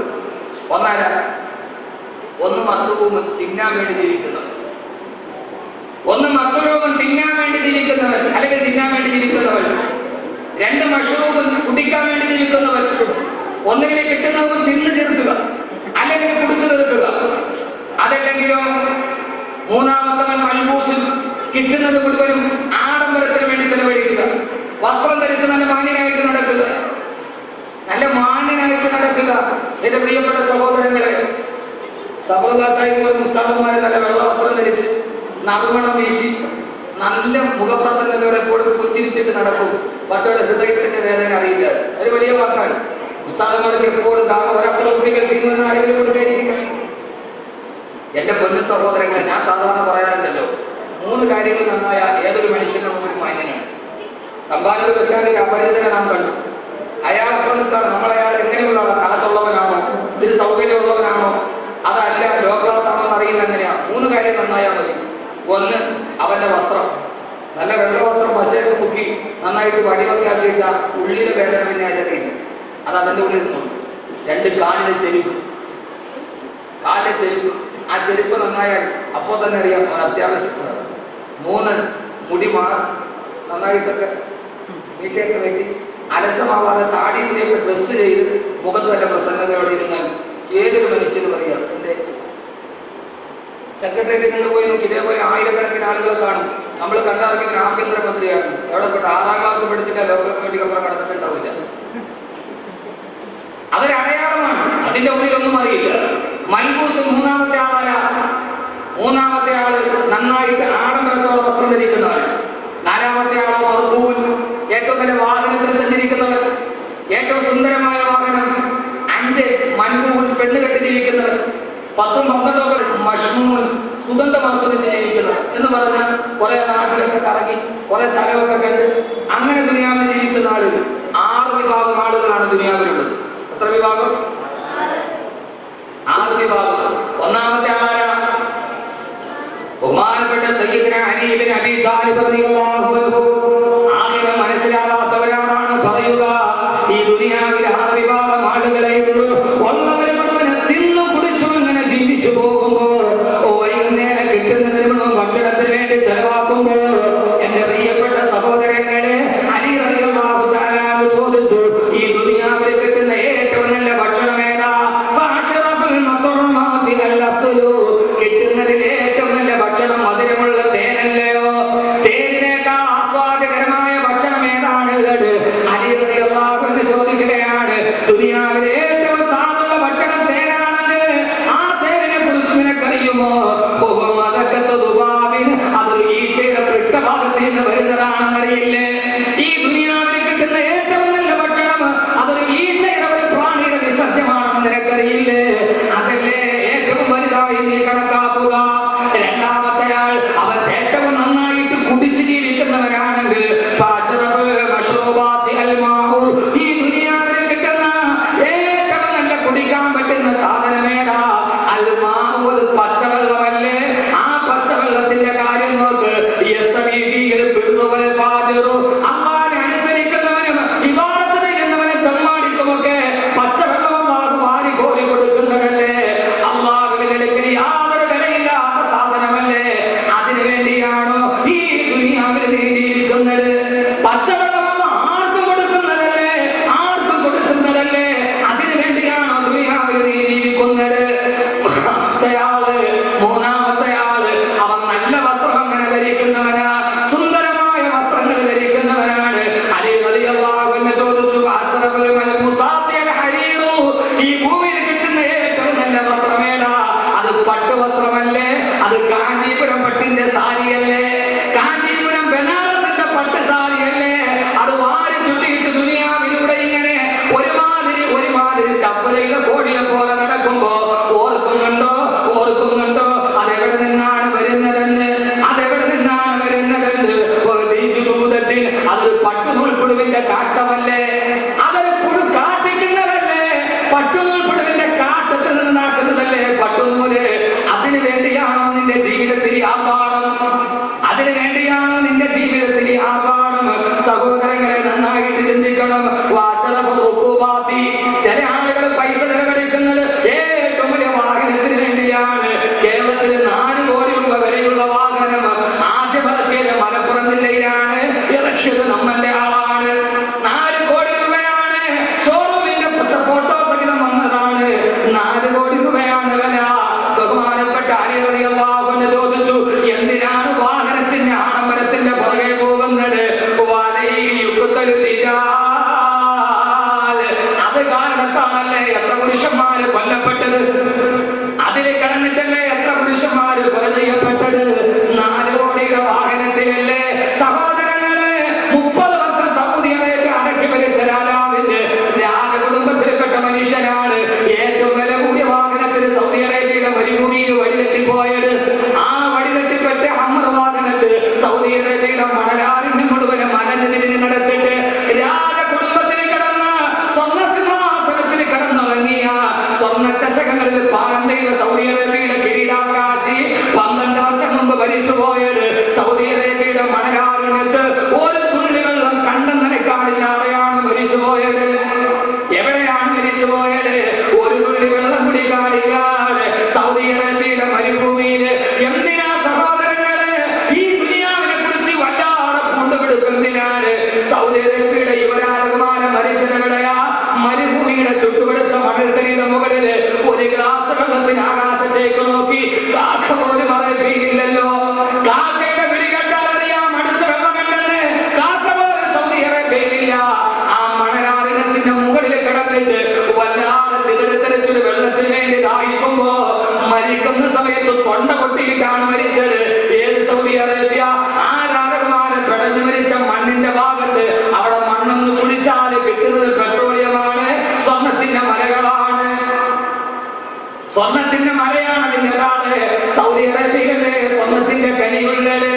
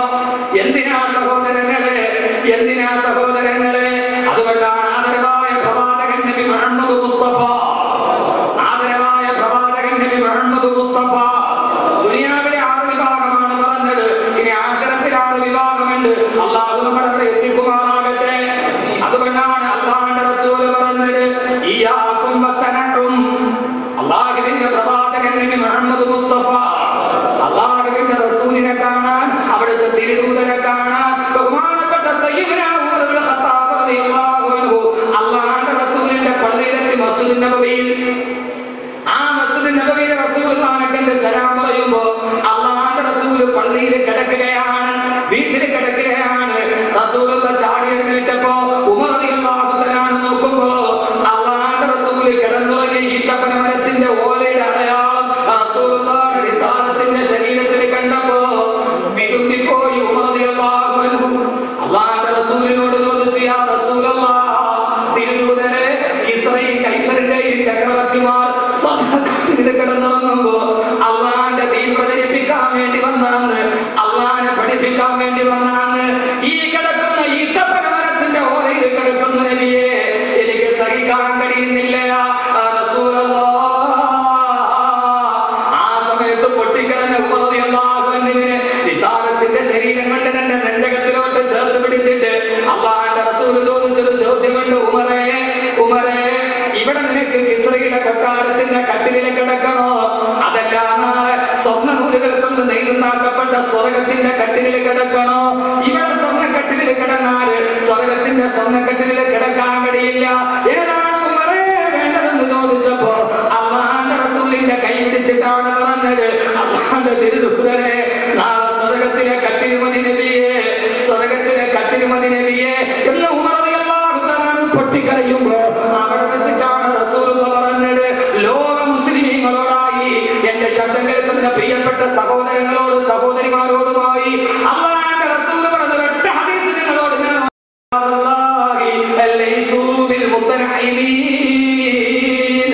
ഈ തവാദുൽ ഖദമിന്റെ ഈ വേളയിൽ ഞാൻ ഓർമ്മിപ്പിക്കുകയാണ്. അല്ലാഹുവിന്റെ റസൂൽ പറഞ്ഞു, ഫഇന്ന ഇബാദല്ലാഹ്, അല്ലാഹുവിന്റെ യഥാർത്ഥ അടിമകൾ, അല്ലാഹുവിന്റെ യഥാർത്ഥ അടിമകൾ, അല്ലാഹുവിന്റെ യഥാർത്ഥ അടിമകൾ ലൈസൂ ബിൽ മുത്തനഇമീൻ, അവർ ഈ ദുനിയാവിന്റെ സുഖലോലുപത അറിഞ്ഞവരല്ല, ദുനിയാവിന്റെ സുഖലോലുപത അറിഞ്ഞവരല്ല. അല്ലാഹുവിന്റെ യഥാർത്ഥ അടിമകൾ, അല്ലാഹുവിന്റെ യഥാർത്ഥ അവർ അല്ലാഹുവിന്റെ യഥാർത്ഥ അടിമകളാ. സഫറല്ലാഹുവിനെ പറഞ്ഞത്, അദ്ദേഹത്തിന്റെ നാട്ടിലെ ഖതീബ് രോഗം ബാധിച്ചിട്ട് വീട്ടിൽ ചെന്നപ്പോ പതക്കമിട്ടാത്ത രണ്ട് പെൺകുട്ടികളെ കണ്ടെന്ന്, ചോർന്നൊലിക്കുന്ന ഒരു വീട് കണ്ടെന്ന്. സഹോദരങ്ങളെ, നിങ്ങൾ അറിഞ്ഞിട്ടുണ്ടാവും, ഒരു 4-5 ദിവസം മുമ്പ് പത്രത്തിൽ ഒരു പരസ്യമുണ്ടായിരുന്നു. ഞാൻ പ്രഭാഷണം നടത്തിയ മാതാവിന്റെ സ്ഥാനത്തെ കുറിച്ച് നടത്തിയ പ്രിയപ്പെട്ട ഉമ്മ എന്നൊരു സീഡിയുടെ കാസറ്റിന്റെ പ്രകാശനം. ആ പ്രകാശനം നടന്ന എറണാകുളം ജില്ലയിലെ പള്ളിക്കരയിലാണ്. അവിടെ പ്രകാശനത്തിന് വേണ്ടി 15 അയാളുടെ കൈ പിടിച്ച് കണ്ടാൽ എന്ത് സുമുഖനാണ് കാണാൻ. നല്ല വെളുത്ത വസ്ത്രം ധരിച്ചിട്ടുണ്ട്.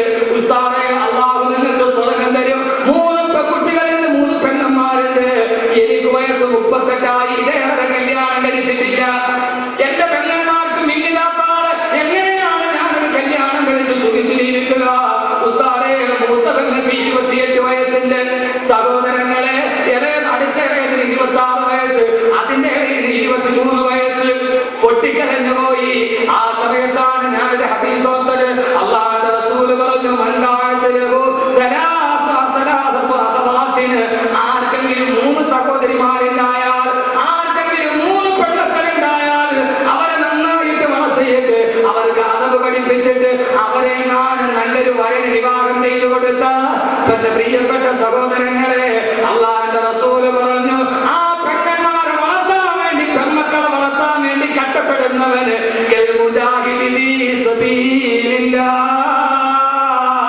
അല്ലാഹുവിന്റെ മാർഗത്തിൽ ജിഹാദ് ചെയ്ത ശുഹദാക്കളെ പോലെയാ, എന്റെ ഹംസയെ പോലെയാ, എന്റെ ദേവനെ പോലെയാ, എന്റെ സൈദിനെ പോലെയാ റളിയല്ലാഹു തആല അൻഹും.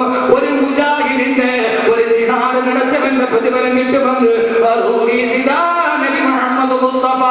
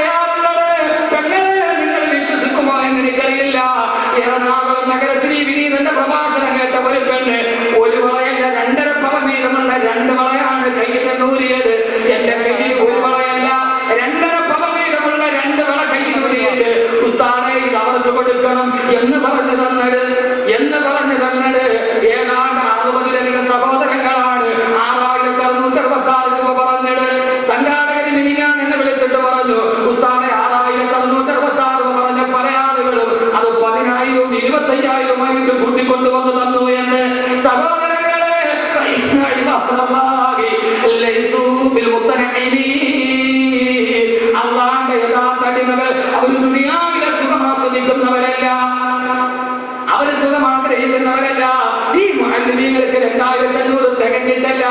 അല്ലാഹുവേ, ഒരു നേരം വീട്ടിലൊരു രോഗം വന്ന എല്ലാ സമ്പത്തും തകർന്നു തരിപ്പണമാകും. എന്നിട്ട് ഈ സമുദായം മുഴുവനും അവർക്ക് മാന്യമായി ശമ്പളം കൊടുക്കുന്ന കാര്യത്തിൽ ശ്രദ്ധയില്ല. അവര് മാലയും ഉഴുതു തോന്നുന്ന പുരോഗമനത്തിന്റെ പിന്തിരിപ്പന്മാരെന്ന് പറഞ്ഞ് അവരെ മാറ്റി നിർത്തുമ്പോ എന്റെ പ്രിയപ്പെട്ട സഹോദരങ്ങളെ, അവര് മാലയും ഉഴുതു നോക്കിയിട്ട് കാശുണ്ടാക്കുന്നവരാണ്. എന്റെ പ്രിയപ്പെട്ട സഹോദരങ്ങളെ, അവരാരും കള്ളക്കച്ചവടം ചെയ്യാമെന്ന് കേട്ടിട്ടില്ല. അവർക്ക് പിടിച്ചു പറിക്കാൻ കഴിയാത്തത് കൊണ്ടാണ്, അവർക്ക് പലിശയ്ക്ക് കൊടുക്കാൻ കഴിയാത്തത് കൊണ്ടാണ്, അവർക്ക് കല്ല് കച്ചവടം നടത്താൻ കഴിയാത്തത് കൊണ്ടാണ്. എന്റെ പ്രിയപ്പെട്ട സഹോദരങ്ങളെ, അവർക്കറിയാം അല്ലാഹുവിന്റെ അടിമകൾ.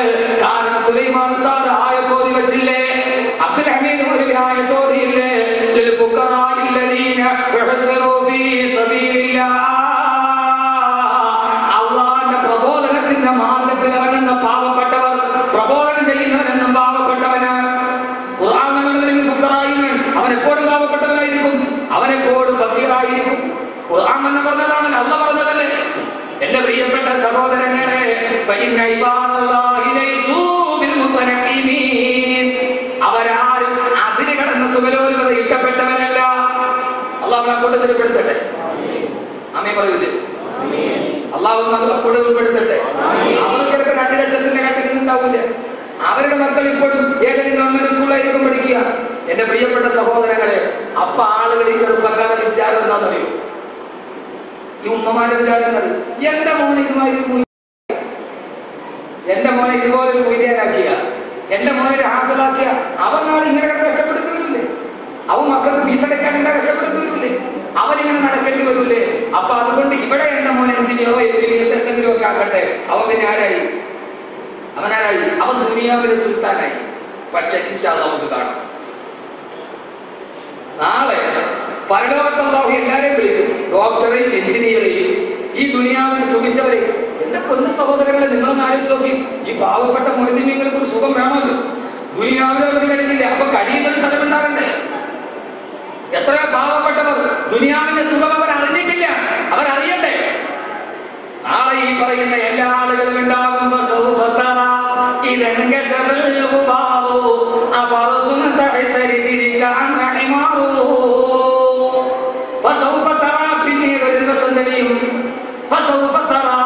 പിന്നീട് ഒരു ദിവസം മനസ്സിലാകും, ഇതെന്റെ അന്തരീക്ഷത്തെ പൊടിയൊക്കെ ഒന്ന് മാറട്ടെ, അന്തരീക്ഷം തെളിയട്ടെ.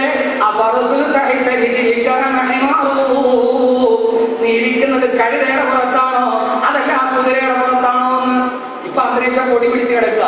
ഇപ്പൊ നമ്മൾ വിചാരം ഞാൻ കുതിരപ്പുറത്താ, എനിക്ക് ആവശ്യത്തിന് പണമുണ്ട്, എനിക്ക് നല്ല ബംഗ്ലാവുണ്ട്, എന്റെ മക്കളാരാ കാണ്ടങ്ങൾ ഇട്ടാൽ ഒരു പച്ചമുണ്ട് കുളമുളങ്ങൾ വരും.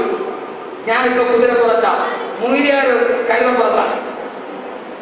കാരണം ഇപ്പൊ തിരിയില്ല, കാരണം അന്തരീക്ഷത്തിൽ മൊത്തം പൊടിയാ. ഏത് പൊടി? ഭോഗതൃഷ്ണയുടെ പൊടി, ദുനിയാവിന്റെ പൊടി. അഖിലത്തിനെ സമസ്തേഹേ, ഹൃദയം കൊണ്ട് കണക്ക് കൂട്ടുന്നവന് മനസ്സിലാവില്ല. ഈ MC², ദ്രവ്യ പരിവർത്തനത്തിലൂടെ ഊർജ്ജം ഉണ്ടാകുന്ന കണക്ക് കൂട്ടിയിട്ട് ആ ഊർജ്ജം കൊണ്ട് ജീവിക്കാൻ വിചാരിക്കുന്നവന് മനസ്സിലാവില്ല. ഈ MC², ദ്രവ്യത്തിന് പരിവർത്തനം ഉണ്ടാകുമ്പോൾ ഊർജ്ജം ഉണ്ടാവും. ആ ഊർജ്ജം കൊണ്ട് എനിക്ക് ദുനിയാവി ജീവിക്കാൻ കരുതുന്നവന് മോനെ അത്രയും പറയാന് മാർഗവാനീസ് കോളേജിൽ വിട്ടു. ദ്രവ്യത്തിന് പരിവർത്തനം ഉണ്ടാകുമ്പോൾ ഊർജ്ജം ഉണ്ടാകും, അത്രയും പറയാനേ മാർഗവാനീസ് കോളേജിന് പറ്റൂ. ആ കിട്ടുന്ന ഊർജ്ജം നിന്റെ സഹോദരനെതിരെ വിനിയോഗിക്കുന്നവർക്ക് ധാർമ്മികത പഠിപ്പിച്ചു കൊടുക്കണമെങ്കിൽ പള്ളിയുടെ മദ്രസ വേണം. വേണ്ടേ? ഊർജ്ജം ഉണ്ടാക്കാമെന്ന് സയൻസ് പഠിപ്പിച്ചു, അത് നിന്റെ സഹോദരനെതിരെ വിനിയോഗിക്കുന്നത് പറയാൻ പള്ളിയുടെ മദ്രസ പാഠശാലകൾ വേണ്ടേ? അത് ഇല്ലാതായതുകൊണ്ടല്ലേ ആൽബർട്ട് ഐൻസ്റ്റീൻ, കുട്ടികൾക്കറിയാമല്ലോ, ആൽബർട്ട് ഐൻസ്റ്റീനാണ് ദ്രവ്യ പരിവർത്തന സിദ്ധാന്തം കണ്ടുപിടിച്ചത്. ആ സിദ്ധാന്തത്തിന്റെ പേരിലാണ് ആറ്റം ബോംബ് ഉണ്ടാക്കപ്പെട്ടത്. ഹിരോഷിമയിലും നാഗസാക്കിയിലും ലക്ഷക്കണക്കിന് ആളുകൾ ഈയാമ്പാറ്റകളെ പോലെ കത്തിക്കരിഞ്ഞ് ചാമ്പലായി കിടക്കുന്നത് കണ്ടപ്പോ ഐൻസ്റ്റീൻ നെഞ്ചത്ത് കൈവച്ചിട്ട് പറഞ്ഞില്ലേ, ദൈവമേ, അടുത്ത ജന്മത്തിൽ ഒരു ചെരുപ്പ് കുത്തിയായി പറക്കേണ്ടി വന്നാലും ഒരു ശാസ്ത്രജ്ഞനായിട്ട് എനിക്ക് പറക്കണ്ട എന്ന്. അത് ഭൗതികത മാത്രം പഠിച്ചവന്റെ ഗതികേടാൻ. ഇൻഷാ അല്ലാഹ് ശാസ്ത്രജ്ഞനാണോ വലുത് ദുനിയാവിൽ സുഖിക്കുന്നവൻ, അതല്ല ആരുമാണോ സുഖിക്കുന്നത് നമുക്ക് തിരിച്ചറിയാം. എവിടെ? അല്ലാഹുവിന്റെ പ്രവാചകന്റെ ഹദീസിന്റെ ബാക്കി നാളെ പരലോകത്ത് അല്ലാഹു എല്ലാവരെയും ഒരുമിച്ച് കൂട്ടുമ്പോൾ ഈ ദുനിയാവിന്റെ സുഖലോലുപതയിൽ കിടന്നുറങ്ങിയവർ, 2 ലക്ഷം ശമ്പളം വാങ്ങിച്ചവർ, വാങ്ങിക്കുന്നതിന് പ്രശ്നമില്ല. അതിൽ നിന്ന് ഒരു തരി പോലും പാവപ്പെട്ടവന് കൊടുത്തിട്ടില്ല, ആണിന് കൊടുത്തിട്ടില്ല. കിട്ടിയത് മുഴുവനും അവനും അവന്റെ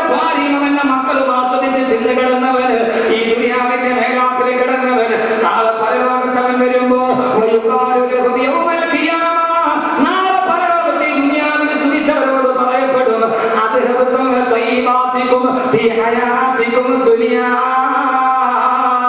അല്ലാഹുവിന്റെ റസൂൽ ഖുർആനിലെ ഒരു ആയത്ത് ഓതി, അദ്ഹബതും തയ്യിബാതികും ഫീ ഹയാതികും ദുനിയാ. ഈ ദുനിയാവിലെ പരമാവധി സുഖങ്ങൾ നിങ്ങൾ ആസ്വദിച്ചവരാണ്.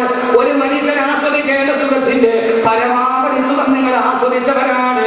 അതുകൊണ്ട് നിങ്ങൾക്ക് ഇവിടെ പരലോകത്തിന്റെ സുഖമില്ല, സ്വർഗത്തിന്റെ കട്ടിലില്ല, സ്വർഗത്തിന്റെ വെള്ളമില്ല, സ്വർഗത്തിന്റെ ഹുറുലികളില്ല.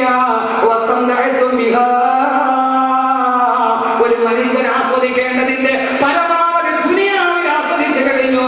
പരലോകത്ത് നിങ്ങൾക്ക് ഒന്നും ബാക്കിയില്ലെന്ന് ഈ ദുനിയാവിലെ സുഖലോലുകന്മാരോട് പറയപ്പെടുന്നത് ആദരവായ പ്രവാചകൻ നബി മുഹമ്മദ് മുസ്തഫ സല്ലല്ലാഹു അലൈഹി വസല്ലം.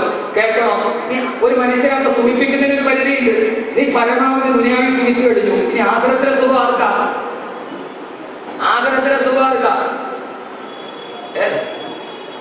ദുനിയാവിൽ സുഖിച്ചു കഴിഞ്ഞാൽ സുഖിച്ചോട്ടെ, അള്ളാഹു തരുന്നതൊക്കെ വാങ്ങിച്ചോളി. അതിന് കൊടുക്കണ്ടേ, മറ്റൊന്നിനെ ഓർക്കണ്ടേ, സദക്കെ ഓർക്കണ്ടേ?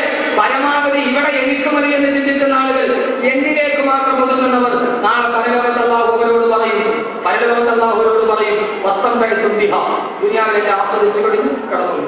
നിങ്ങൾ എവിടെ പോകണം? അൽയൗമ തുജസൗന അദാബൽ ഹൂരി ബിമാ കുന്തും തസ്ഊൻ. നിങ്ങൾ ചെയ്തതിന്റെ പരിശാലപരമായി ഈ കത്തിക്കാളുന്ന നരകത്തിലേക്ക് നിങ്ങൾ പോയിക്കൊള്ളുക. അള്ളാഹു കാത്തിരക്ഷിക്കട്ടെ, അള്ളാഹു കാത്തിരക്ഷിക്കട്ടെ. ആദ്യത്തെ രാവിലെ വിഭാഗം പറയാം, എന്റെ പ്രിയപ്പെട്ട സഹോദരങ്ങളെ, അതുകൊണ്ട് ഈ ഭൂമിയിൽ നല്ല ബുദ്ധിമാനായിട്ട് ജീവിക്കണം. ഈ ഭൂമിയിൽ നല്ല ബുദ്ധിമാനായിട്ട് ജീവിക്കണം. അള്ളാഹു നല്ല ബുദ്ധിമാന്മാരിൽ ഉൾപ്പെടുത്തി അനുഗ്രഹിക്കട്ടെ. അള്ളാഹു നല്ല ബുദ്ധിമാന്മാരിൽ ഉൾപ്പെടുത്തി അനുഗ്രഹിക്കുമ്പോൾ ഞാൻ പറഞ്ഞ തിരിയുന്നില്ലേ? ആളായ കുഴപ്പമൊന്നുമില്ല. ദുനിയാവിലെ ബുദ്ധിമാന്മാരായ ദുനിയാവിലെ ബുദ്ധിമാന്മാർ 3 സ്വഭാവമുള്ളവരാണ്. ദുനിയാവിലെ ബുദ്ധിമാന്മാർ 3 സ്വഭാവമുള്ളവരാണ്. അള്ളാഹു 3 സ്വഭാവം നൽകി അനുഗ്രഹിക്കാം. ഏറ്റവും നല്ല ബുദ്ധി ഞാൻ പറഞ്ഞുതരാം. പക്ഷെ ചെയ്യാവോ? ചെയ്യാവോ?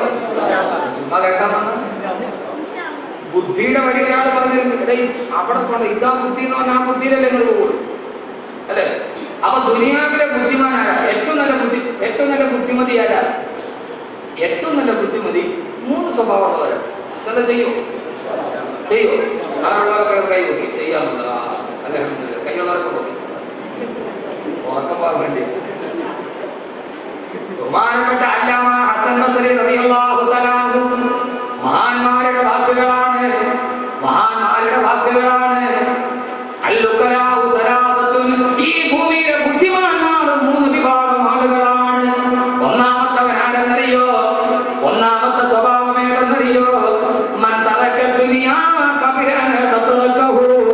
തന്നെ ഉപേക്ഷിക്കുന്നതിന് മുമ്പേ, ദുനിയാവ് തന്നെ ഉപേക്ഷിക്കുന്നതിന് മുമ്പേ ആ ദുനിയാവിനെ താൻ ഉപേക്ഷിക്കുന്നവൻ. ഒന്നാമത്തെ ആളാണ് മൻ തറക ദുനിയാ ഖബല അൻ തതറകഹു. ദുനിയാവ് എന്നെ വേണ്ടാന്ന് വെക്കുന്നതിന് മുമ്പേ നടക്കൂല. ദുനിയാവ് എന്നെ വേണ്ടാന്ന് വെക്കും. ആ വെക്കുന്നതിന് മുമ്പ് ഞാൻ ദുനിയാവിനെ വേണ്ടാന്ന് വെക്കണം. അവനാണ് ഏറ്റവും വലിയ ബുദ്ധിമാൻ. ഇന്നലില്ലാഹി ഇബാദൻ ഫുതനാ തല്ലതു ദുനിയാ വഖാഫുൽ ഫിതനാ. എന്റെ പൊന്നു സഹോദരങ്ങളെ, ഈ ദുനിയാവ് കടലിന്റെ നടുഭാഗത്ത് ചെന്നപ്പോ മുങ്ങിച്ചാവാൻ പോകുന്ന കപ്പലാണ്. ഈ ദുനിയാവ് മുങ്ങിച്ചാവാൻ പോകുന്ന ഒരു കപ്പലാണ്. മുങ്ങിച്ചാകുമെന്ന് ഉറപ്പുള്ളൊരു സാധനത്തിന് കെട്ടിപ്പിടിച്ച് കിടക്കല്ലേ. കിട്ടുന്ന കച്ചി തുരുമ്പ് കൊണ്ട് കരയടിയാൻ ശ്രമിക്കണം. അവനാണ് ബുദ്ധിമാൻ. തന്നെ ഉപേക്ഷിക്കുന്നതിന് മുമ്പ്, ഈ ദുനിയാവ് തന്നെ ഉപേക്ഷിക്കുന്നതിന് മുമ്പ് ഈ ദുനിയാവിനെ താനും ഉപേക്ഷിക്കണം. നമ്മളൊന്നും വേണ്ടാന്ന് നോക്കണം. വേണ്ടാന്ന് വെച്ചാൽ പിന്നെ ദുനിയാവ് വരാതിരിക്കോ? ദുനിയാവ് നിഴലാ തേടിയാലോടുന്നതാ. ദുനിയാവിനെ നമ്മൾ വേണ്ടാന്ന് വെച്ചാൽ ദുനിയാവ് നമ്മുടെ കൂടെ വരും. ദുനിയാവ് നിഴല് പോലെയാണ്. പിടിക്കാൻ പോയാൽ ഖിയാമത്തുള്ളവരെ പിടിക്കാൻ പറ്റില്ല. നിഴലെങ്ങനെയല്ലേ? നിഴലിനെ പിടിക്കാൻ പോയാൽ നമ്മളെ കൊണ്ട് വലിയ നഗരം വരും. ഇനി അത് വേണ്ട, കോട്ട കൊണ്ടാലോ തിരിച്ചു വന്ന് നമ്മുടെ കൂടെ വരും. ദുനിയാവ് നിഴല വേണ്ടാന്ന് പറഞ്ഞു. മഹാനായ ശേഖനെ കാണാൻ ശിഷ്യനെത്തി. ശിഷ്യൻ ജോലിയൊക്കെ ചെയ്ത് നല്ല പൈസ ഉണ്ടായി. ഒരു സ്വർണ്ണ നാണയം കൊണ്ട് ശേഖന്റെ എടുത്തു. ശേഖർ എനിക്ക് വേണ്ട എടുത്തത്, എനിക്ക് ദുനിയാവ് വേണം. സ്വർണ്ണ നാണയം ഇരിക്കട്ടെ ഉസ്താദേ. വേണ്ട, എടുത്തത് വേണ്ട, എടുത്തത്. വീണ്ടും ഉസ്താദ് എന്തൊരു സന്തോഷം, വേണ്ട എടുത്തത്. ശിഷ്യന് വലിയ വൈമനസ്. ഉസ്താദ് ദിവസെടുത്തോണ്ടിരിക്കുകയാണ്. ശിഷ്യൻ വെളിയിലിറങ്ങി ഉസ്താദിന്റെ ആ ഷൂവിന്റെ ഉള്ളിൽ ആ സ്വർണ്ണ നാണയം വെച്ചിട്ട് ഇറങ്ങിപ്പോയി. മഹാനായ ഷേഖ് ദിവസമൊക്കെ കഴിഞ്ഞ് മുത്തനബിയുടെ കൂടെ ഇറങ്ങി ചെരിപ്പിടാൻ നോക്കിയപ്പോ ഷൂവിന്റെ ഉള്ളിൽ സ്വർണ്ണ നാണയം ഇരിക്കുന്നു. മഹാനവറുകൾ കണ്ടോ, ഇതാണ് ദുനിയാവ്. വേണ്ടാന്ന് പറഞ്ഞ് ഞാൻ വലിച്ചെറിഞ്ഞപ്പോ അതെന്റെ കാലിനടിയിൽ നിന്ന് എടുത്തു. വേണ്ടാന്ന് പറഞ്ഞ് വലിച്ചെറിഞ്ഞപ്പോ കാലിനടിയിൽ നിന്നിരിക്കുക. അതാണ് യഥാർത്ഥ ആലിമീൻ. അപ്പോഴത്തേക്ക് ഉസ്താദ് എന്താ ഞങ്ങൾ നിങ്ങൾ വലിച്ചെറിയാത്തെന്താ? നിങ്ങൾ കൊണ്ടുവന്ന് ഞങ്ങൾ വേണ്ടത് അൽഹംദുലില്ലാഹ് പോക്കറ്റ് വെച്ചിട്ട് നിങ്ങൾ ചെരുപ്പി വെക്കൂല. നിങ്ങൾ പോക്കറ്റ് വെച്ചിട്ട് ചെരുപ്പി വെക്കൂല. എന്റെ പ്രിയപ്പെട്ട സഹോദരങ്ങളെ, നമ്മുടെ ഒരു മോത്തിനുണ്ട്. ഞാൻ അടുത്ത് പറയുന്നു, ഒരിടത്ത് 3-ാം ഭാഗത്തേക്ക് രൂപയ്ക്ക് കഴിഞ്ഞ് ആള് കൊണ്ടൊന്ന് പൈസ കൊടുക്കും. ഇവിടെ വെറുതെ ഒരു ഫോർമാലിറ്റി വേണ്ട, എന്നാൽ ശരി പോയി എന്റെ പൊന്നു സ്ഥാപില്ല. അങ്ങനെ തിരിച്ചിട്ടുണ്ട്. വേണ്ടാന്ന് വെച്ചവന് ദുനിയാവ് ഉപേക്ഷിച്ചിട്ട് പോയിട്ടില്ല. പക്ഷെ ദുനിയാവിന്റെ കൂടെ പോയവൻ, ആ ദുനിയാവിന് വേണ്ടി മാത്രം പോയവൻ, അവനെയാണ് ദുനിയാവ് നശിപ്പിച്ചു കളഞ്ഞത്. അവനെയാണ് ദുനിയാവ് നശിപ്പിച്ചു കളഞ്ഞത്. അതുകൊണ്ടാണ് അല്ലാഹുവിന്റെ അർശിൽ നോക്കിയിട്ട് അറിവ് പറഞ്ഞു കൊടുത്ത വൃക്ഷത്തിന്റെ ഇടയിൽ സുജൂദ് ചെയ്ത മഹാമനുഷ്യൻ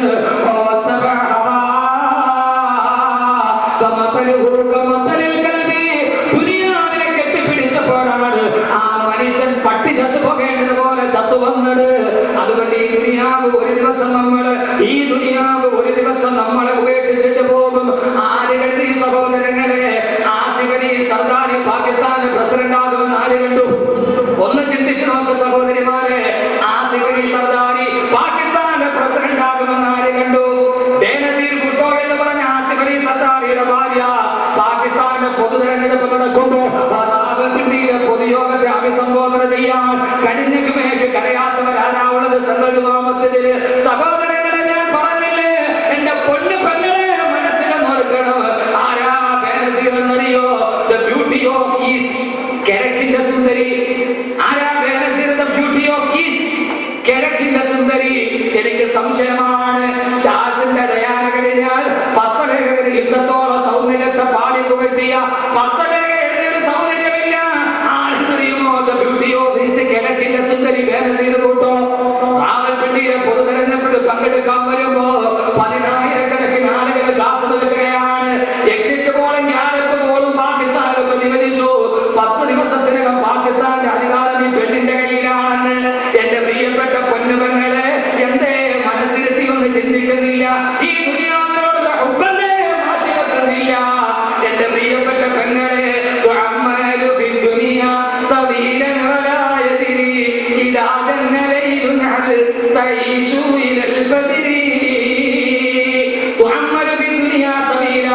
ഒരായിരം ആഗ്രഹങ്ങൾ മനസ്സിൽ വെച്ചിട്ട് ഈ ദുനിയാവിൽ ഇങ്ങനെ നീ ഓടുകയാണ്. അതില്ലാത്ത മുഖത്തോടെ ഓടുകയാണ്. പക്ഷേ വരായതിരി നിനക്കറിയില്ല. ഇതാ തന്നെ ലൈലുൻ, ഈ രാത്രി നാളത്തെ പ്രഭാതം നിന്നെ കാണിപ്പിക്കുമോ എന്ന്.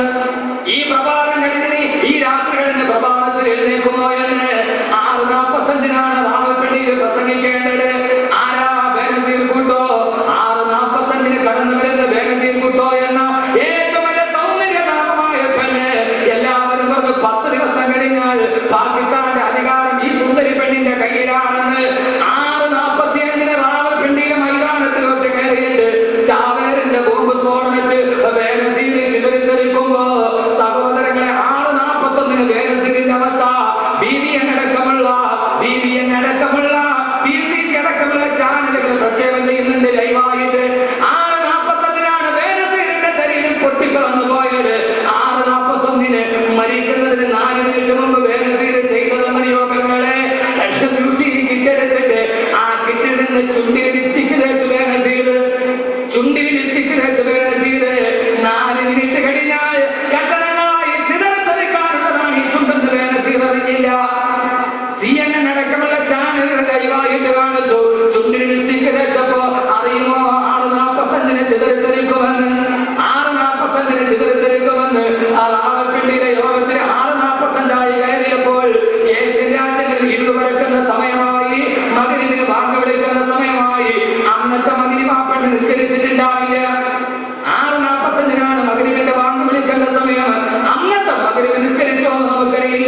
അല്ലാഹു പുറത്തു കൊടുക്കട്ടെ. നമുക്ക് അങ്ങനെ ദുആ ചെയ്യാനേ കഴിയൂ സഹോദരങ്ങളെ. ഇതാണ് ജീവിതമെങ്കിൽ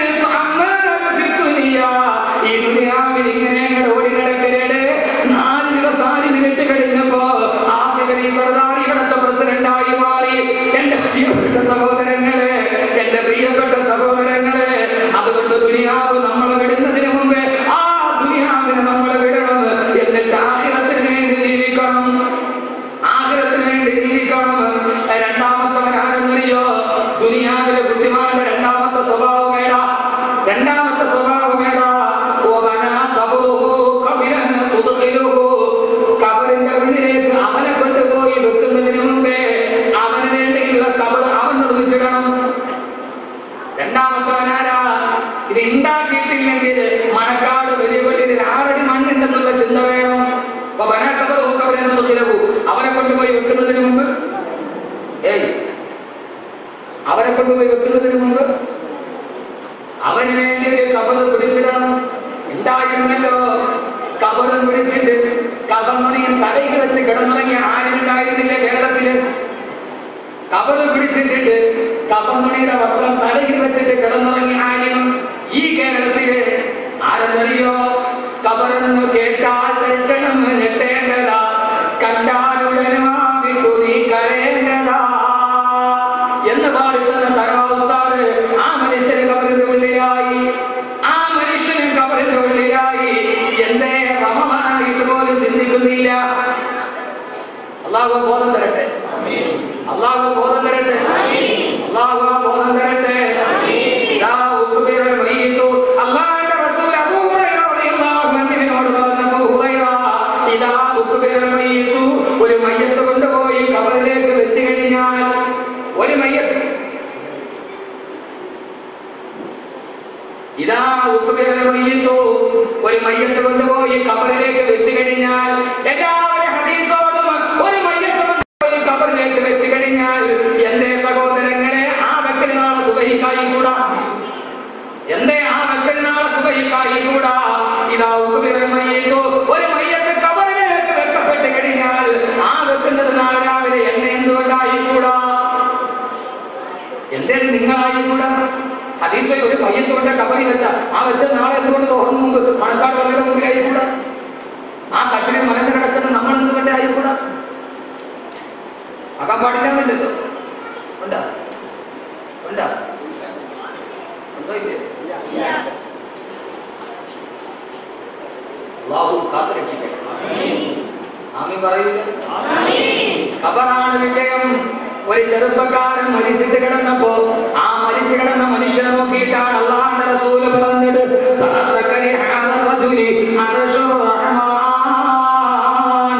ഈ മനുഷ്യൻ മരിച്ചപ്പോഴാണ് അല്ലാഹുവിന്റെ അർശ് പോലും പൊട്ടിത്തെറിച്ചു പോയത്. അല്ലാഹുവിന്റെ അർശ് പോലും നടുങ്ങിപ്പോയി. സഹോദരങ്ങളെ, ഈ മനുഷ്യന്റെ മരണവാർത്ത അറിഞ്ഞപ്പോ പൊട്ടിക്കരഞ്ഞത് ഭാര്യയല്ല, മക്കളല്ല, ആശ്രിതരല്ല, പുത്രകളത്രാദികളല്ല, ബന്ധുമിത്രാദികളല്ല. ഈ മനുഷ്യൻ മരിച്ചപ്പോഴാണ് അല്ലാഹുവിന്റെ സിംഹാസനം പോലും പൊട്ടിക്കരഞ്ഞു പോയത്. തീർന്നില്ല.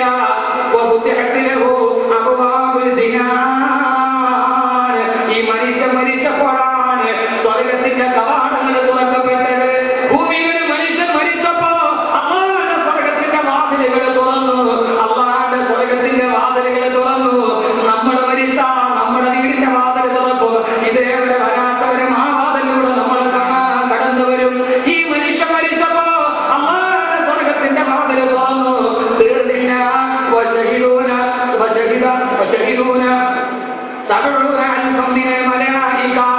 ഈ മനുഷ്യന്റെ മയ്യത്ത് നിസ്കരിക്കാൻ 70,000 മലക്കുകൾ ആകാശത്ത് നിന്നിറങ്ങി വന്നു. തള്ളവരുടെ കുത്തിയിട്ട് റസൂലുള്ളാഹ് ആ മയ്യത്തിന്റെ പുറകെ നടന്നു. എന്താ തിരുതുകരെ വെള്ളനാട് കുത്താത്തത്? മലക്കുകളെ തിക്കും നിരക്ക് കൂട്ടുകയാണ്. 70,000 മലക്കുകളുടെ ഇടയിൽ എനിക്ക് വിരൽ കുത്താൻ കഴിയുന്നില്ല. കൊതിക്കണ സഹോദരങ്ങളെ, സഹോദരിമാരെ, ഇങ്ങനെ പറഞ്ഞ മനുഷ്യൻ 70,000 മലക്കുകളെ കൈകെട്ട് നിസ്കരിച്ചു. അല്ലാഹുവേ നീ ഇവന് പുറത്തു കൊടുക്കണേ എന്ന് പറഞ്ഞു. അല്ലാഹുവിന്റെ അർശ് വിറച്ചു. സ്വർഗ്ഗത്തിന്റെ വാതിൽ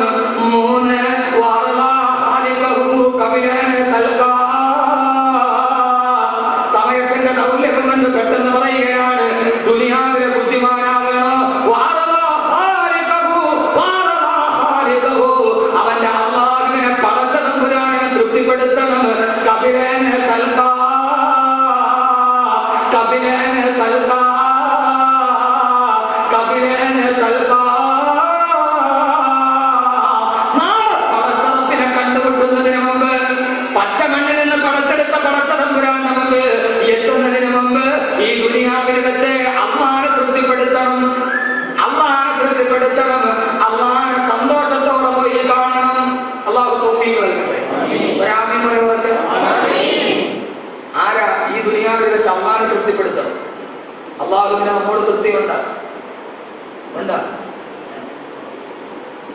അള്ളാഹിനെ തൃപ്തിപ്പെടുത്തട്ടെ, അള്ളാഹിനെ തൃപ്തിപ്പെടുത്തട്ടെ. വേണം വേണ്ടേ? ഉറപ്പാണല്ലോ.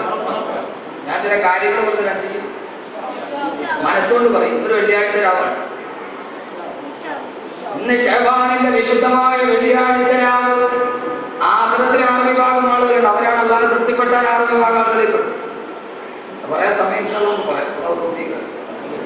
അള്ളാഹു തൗഫീഖ് നൽകട്ടെ. എന്റെ പ്രിയപ്പെട്ട സഹോദരങ്ങളെ, അള്ളാഹുവിനെ തൃപ്തിയോടെ കണ്ടുമുട്ടാൻ ഉമ്മാക്ക് തൃപ്തിയാണ്, വാപ്പാക്ക് തൃപ്തിയാണ്, കൂട്ടുകാർക്ക് നമ്മളെ കുറിച്ച് തൃപ്തിയാണ്, പ്രസംഗം കേട്ട് നിങ്ങൾക്ക് കുറിച്ച് തൃപ്തിയാണ്. അതൃപ്തിയൊന്നുമില്ലല്ലോ. പക്ഷേ പടച്ചറപ്പിനോ അള്ളാഹു അവന് നമുക്ക് തൃപ്തി ഉണ്ടാവുകയും അള്ളാഹിനെ സന്തോഷത്തോടെ കാണാനുള്ള തൗഫീഖ്. അള്ളാഹിനെ സന്തോഷത്തോടെ കാണാൻ, പടച്ചറപ്പിനെ ഒന്ന് കാണാൻ ഒരു കാര്യം പറഞ്ഞാൽ ചെയ്യുമോ? ആരും ഒഴിവാകരുത്. ويطعمون الطعام على حبه مسكينا ويتيما واسيرا. അഹ്മദ് കബീറിന്റെ വാക്കല്ല, മനസ്സിൽ ചിന്തയുണ്ടെങ്കിൽ,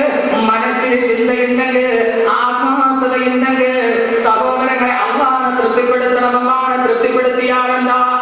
രാജാവ് പറഞ്ഞ പ്രജകളെല്ലാം രാജകൊട്ടാരത്തിൽ വാ, ആവശ്യമുള്ളത് എന്താണോ നിങ്ങൾക്ക് ഞാൻ തരാം. എല്ലാവരും വന്നു. രാജാവ് സ്വർണ്ണമാണ് ഞങ്ങൾ വാരിക്കൊടുത്തു. ആർത്തിയോടെ എല്ലാവരും വാരിയെടുത്തിട്ട് പോയി.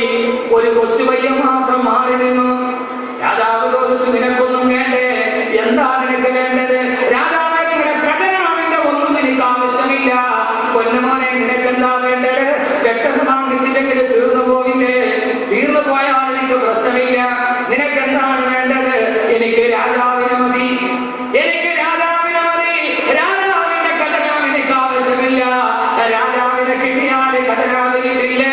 രാജാവിനെ കിട്ടിയാൽ കൊട്ടാരം കിട്ടില്ലേ? ഉടമസ്ഥനെയല്ലേ പിടിക്കേണ്ടത്? ഉടമസ്ഥനെയല്ലേ കൈക്കലാക്കേണ്ടത്? അള്ളാഹനെ കിട്ടിയാൽ സ്വർഗം കിട്ടിയില്ലേ? സ്വർഗം കിട്ടിയാൽ അള്ളാഹനെ കണ്ടില്ലേ? സ്വർഗം കിട്ടിയാൽ അള്ളാഹനെ കണ്ടില്ലേ?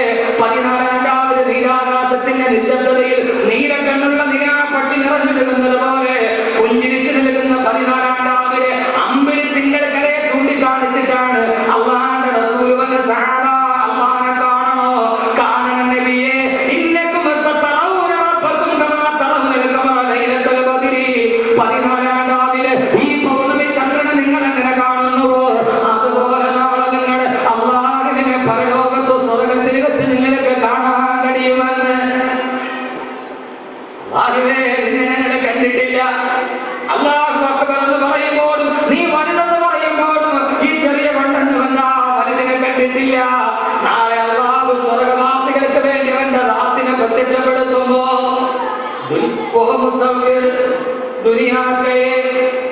दुनिया के ये उसने मुस्तफा को देखकर सोचती है दुनिया, वो मुसव्विर कैसा होगा जिसका ये तस्वीर है. ഈ ദുനിയാവിന് ഇത്രത്തോളം സൗന്ദര്യമുണ്ടെങ്കിൽ, മൂന്നാറിന് ഇത്ര സൗന്ദര്യമുണ്ടെങ്കിൽ, ചിറാപുഞ്ചിക്ക് ഇത്ര സൗന്ദര്യമുണ്ടെങ്കിൽ, പൊന്മുടിയുടെ മലനിരകൾക്ക് മഞ്ഞുകണങ്ങളോട് പുൽനാമ്പുകൾ ആലിംഗനം ചെയ്യുമ്പോ പുൽനാമ്പുകളുടെ അഗ്രഭാഗത്ത് തത്തിപ്പിടിച്ചിരിക്കുന്ന മഴത്തുള്ളിയുടെ സ്ഫടിക സമാനമായ കാഴ്ച കാണുമ്പോ ഈ ദുനിയാവിനെ ഇത്രയും സൗന്ദര്യത്തോടെ ഒരു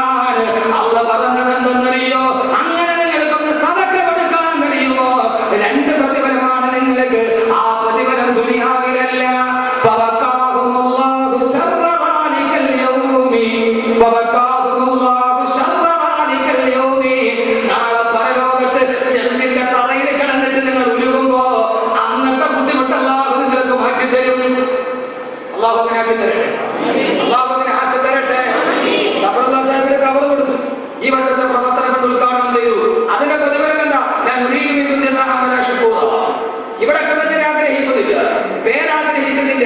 ഞാൻ അദ്ദേഹത്തിന്റെ പേര് പറഞ്ഞു എന്ന് മാത്രം. എന്റെ പ്രിയപ്പെട്ട സഹോദരങ്ങളെ, ഞാൻ ആദ്യമായിട്ട് കുത്തിയെന്ന് തുറന്നു പറഞ്ഞില്ല. അത് മേൽവിലാസം ആവശ്യമില്ലാത്തത് കൊണ്ടാണ്. എവിടെയാണ് നിങ്ങളുടെ മേഖല? ക്യാൻസർ രോഗികളെയും അക്ഷരങ്ങളെയും നിരാലംബരും നിരാശ്രയവും നിദ്രാവിഹീനരുമായ പാവപ്പെട്ട ആളുകളെ സഹായിക്കാൻ എത്രയോ മാലിന്യങ്ങൾ, എത്രയോ മാലിന്യങ്ങൾ, എത്രയോ മുദരിസീങ്ങൾ. എന്റെ പ്രിയപ്പെട്ട സഹോദരങ്ങളെ, തുച്ഛമായ ശമ്പളം നിങ്ങൾക്കറിയാമല്ലോ. അവർക്ക് മദ്രസയിൽ കിട്ടുന്ന വരുമാനം എത്രയാണ്? അവർ തന്നെ ഉണ്ടാക്കുന്ന കൊണ്ട് ജീവിതം കൊണ്ടുപോകുമ്പോൾ ഏറ്റവും അർഹമായ സദഖ. പള്ളിയിലെ സാധു സംരക്ഷണ സമിതി ഉണ്ടാകും, പക്ഷെ ആ മഹലിന്റെ സാധു സംരക്ഷണ സമിതിയിൽ ആ മഹലിലെ മുഹല്യമായ സാധു ഉൾപ്പെടില്ല. ആ മഹലിലെ മുഹല്യമായ സാധു ഉൾപ്പെടില്ല. ഏറ്റവും വലിയ സാധുവായ ആളാണ്. പക്ഷെ ഖുർആൻ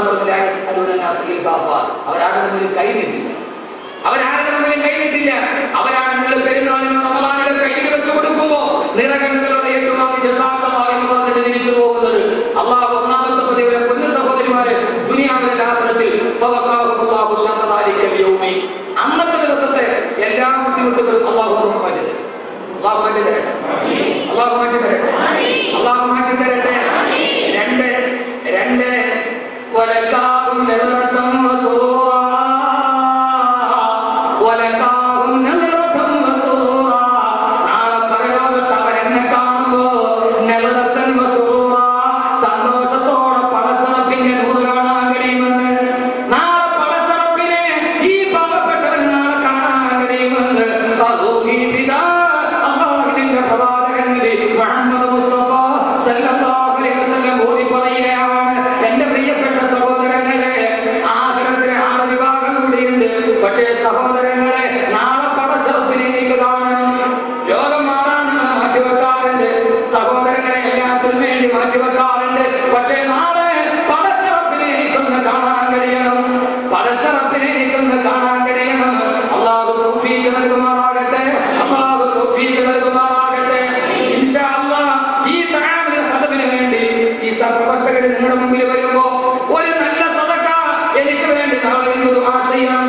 ബഹുമാനനായ സെക്രട്ടറി ചേലക്കളം അബ്ദുൽ ഹമീദ് മൗലവി പറഞ്ഞു, എന്താ പ്രതിഫലമല്ല, കേരളത്തിന്റെ മുഴുവൻ ആലിമീങ്ങളും ഹാഫിദീങ്ങളുണ്ട്. ഒരു ഹാഫിദിന് 40 പേരുടെ സദഖത്തിലോട്ട് ശുപാർശ ചെയ്യാം. മുദരിസീങ്ങളുണ്ട്, ആലിമീങ്ങളുണ്ട്.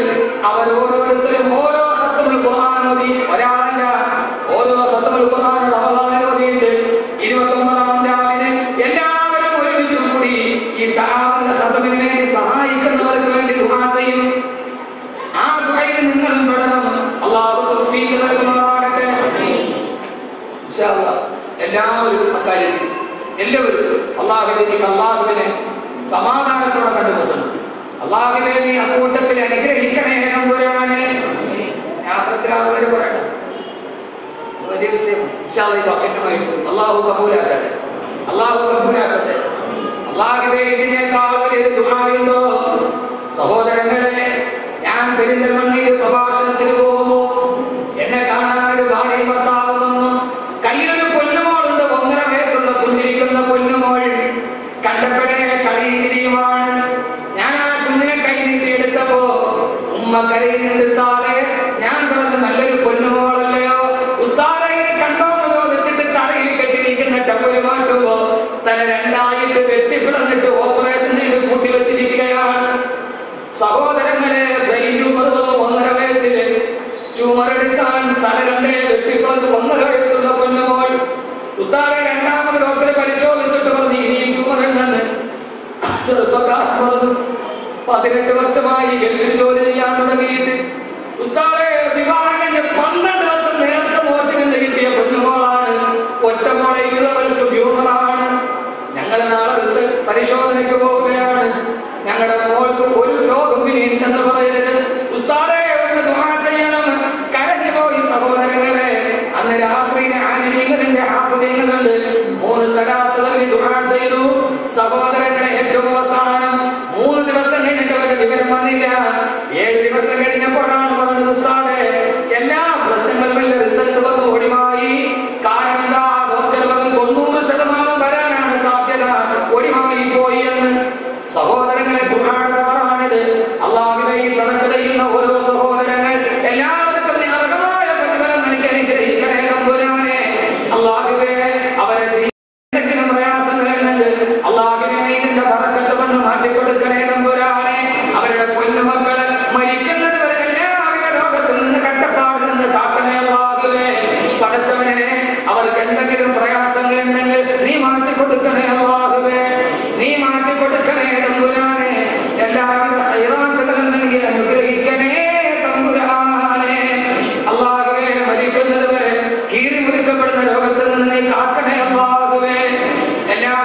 സഹോദരിമാരും അവരവരുടെ കയ്യിലുള്ള സദസ്സുകൾ ബക്കറ്റുമായിട്ട് പ്രവർത്തകർ വരും കൊടുക്കും.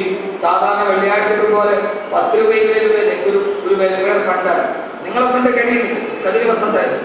നിങ്ങളെ കൊണ്ട് കഴിയുന്ന ഒരു നല്ല സദഖ ഇൻഷാ അല്ലാഹ് 29-ാം രാവിലെ ഓരോരുത്തരുടെ ഖത്മുൽ ഖുർആൻ ഓതി എല്ലാവരും കൂടി എല്ലാ ഉസ്താദന്മാരും ഒരുമിച്ച് കൂടി ഖുർആൻ ഉണ്ടാവും.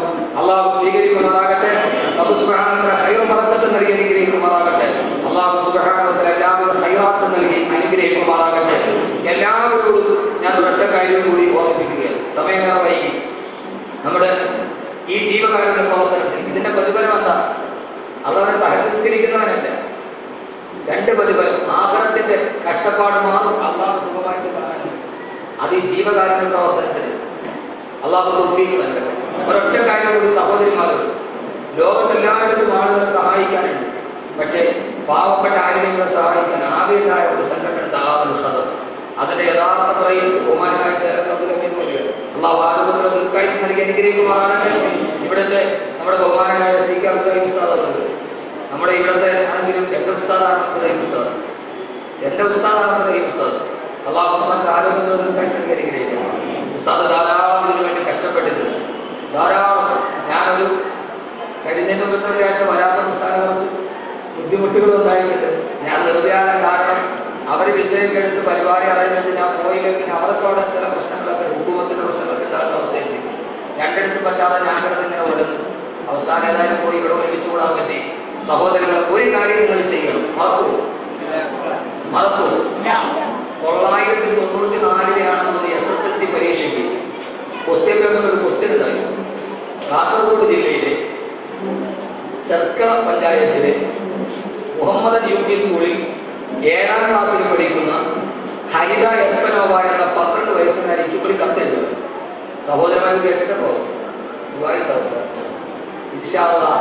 സഹോദരന്റെ റമദാന മുന്തിരി കണ്ടുകൂടാൻ ഇവിടെ സദസ്സുകളില്ല. റമദാനുള്ള അവസാനത്തെ ഇവിടുത്തെ സദസ്സ് അല്ലാഹു സുബ്ഹാനഹു വ തആല സ്വീകരിക്കുമാറാകട്ടെ. അപ്പൊ ഈ 12 വയസ്സുകാരി കുട്ടിക്ക് കേരളത്തിലെ മുഴുവൻ കുട്ടികൾ SSLC എഴുതിയ ഏതാണ്ട് 1000-കണക്കിന് കുട്ടികൾ, ആ കുട്ടികൾ ഇന്നവരെ കണ്ടിട്ടില്ല. അവൾക്ക് കത്തെഴുതി അവളെ അഭിനന്ദിച്ചു കൊടുത്തു. എന്താ കുട്ടി ചെയ്തെന്ന് അറിയോ? അവൾക്ക് സ്കൂളിലോട്ട് പോകുമ്പോൾ അച്ഛനും അമ്മയും ഒക്കെ കളിപ്പാട്ടം വാങ്ങാൻ മിഠായി വാങ്ങിക്കാൻ പൈസ കൊടുക്കും. ആ പൈസ മുഴുവനും അവൾ കൊണ്ടുപോയി മിഠായി വാങ്ങിക്കാതെ കളിപ്പാട്ടം വാങ്ങിക്കാതെ അവൾ കൊണ്ടുപോയി ചെറിയ പാത്രത്തിൽ സൂക്ഷിച്ചു വെച്ചു. സ്കൂൾ അടച്ചപ്പോൾ അവസാന ദിവസം അത് പൊട്ടിച്ചെണ്ണി 224 രൂപ 35 പൈസ തന്നു. ആ പൈസ കൊണ്ടുപോയി തന്റെ ക്ലാസ് ടീച്ചറിന്റെ കയ്യിൽ കൊടുത്തിട്ട് പറഞ്ഞു, ഈ പൈസ എൻ്റെ അച്ഛനും അമ്മയും എനിക്ക് മിഠായി വാങ്ങിക്കാനും കളിപ്പാട്ടം വാങ്ങിക്കാനും തന്നാണ്. ഈ പൈസ ഞാൻ സൂക്ഷിച്ചു. ഒരു വർഷത്തെ എൻ്റെ പൈസ ഇത്രയുണ്ട്. ഇത് കാസർഗോഡ് ജില്ലയിൽ എൻഡോസൾഫാൻ ദുരന്തം ബാധിച്ച് ധാരാളം എൻ്റെ അതേ സമപ്രായക്കാരായ കൊച്ചുകുട്ടികൾ സ്കൂളിൽ പോലും വരാതെ കിടക്കുന്ന കുട്ടികൾ. അതിൽ എൻ്റെ അതേ പ്രായമുള്ള 12 വയസ്സുള്ള സുമയ്യ എന്ന് പറയുന്ന ഒരു കൊച്ചുകുട്ടിയുണ്ട്. അവൾ മാരകമായ ക്യാൻസർ കുത്തി കിടക്കാൻ ഈ പൈസ അവൾക്ക് കൊടുക്കണം എന്ന് പറഞ്ഞ് കുട്ടിയെ ഇവിടെ നോക്കി. സ്കൂൾ ടീച്ചർമാർ അപ്പുറം പോയി. അവസാനം ആ ക്ലാസ്സിലെ മുഴുവൻ കുട്ടികൾ അത് മാതൃകയായി. പിറ്റേ വർഷം അവർ 27,000-ലധികം രൂപ ഈ കുട്ടികൾ കൊച്ചുകുട്ടികൾ അവരുടെ വാർത്തയും മിഠായി കഴിക്കാനും ബലൂൺ വാങ്ങിക്കാനും കൊടുത്ത പൈസ ഇട്ട് ശേഖരിച്ച് അവർ എൻഡോസൾഫാൻ ദുരന്ത ബാധിതർക്ക് കൊടുത്തു. ഐക്യരാഷ്ട്രസഭ പോലും ആ പെണ്ണിനെ അംഗീകരിച്ചു എന്നുള്ളത്.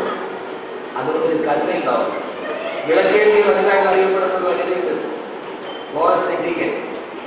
സഹജീവികളോട് വലിയ കാര്യമുള്ള കണ്ണായിരുന്നു.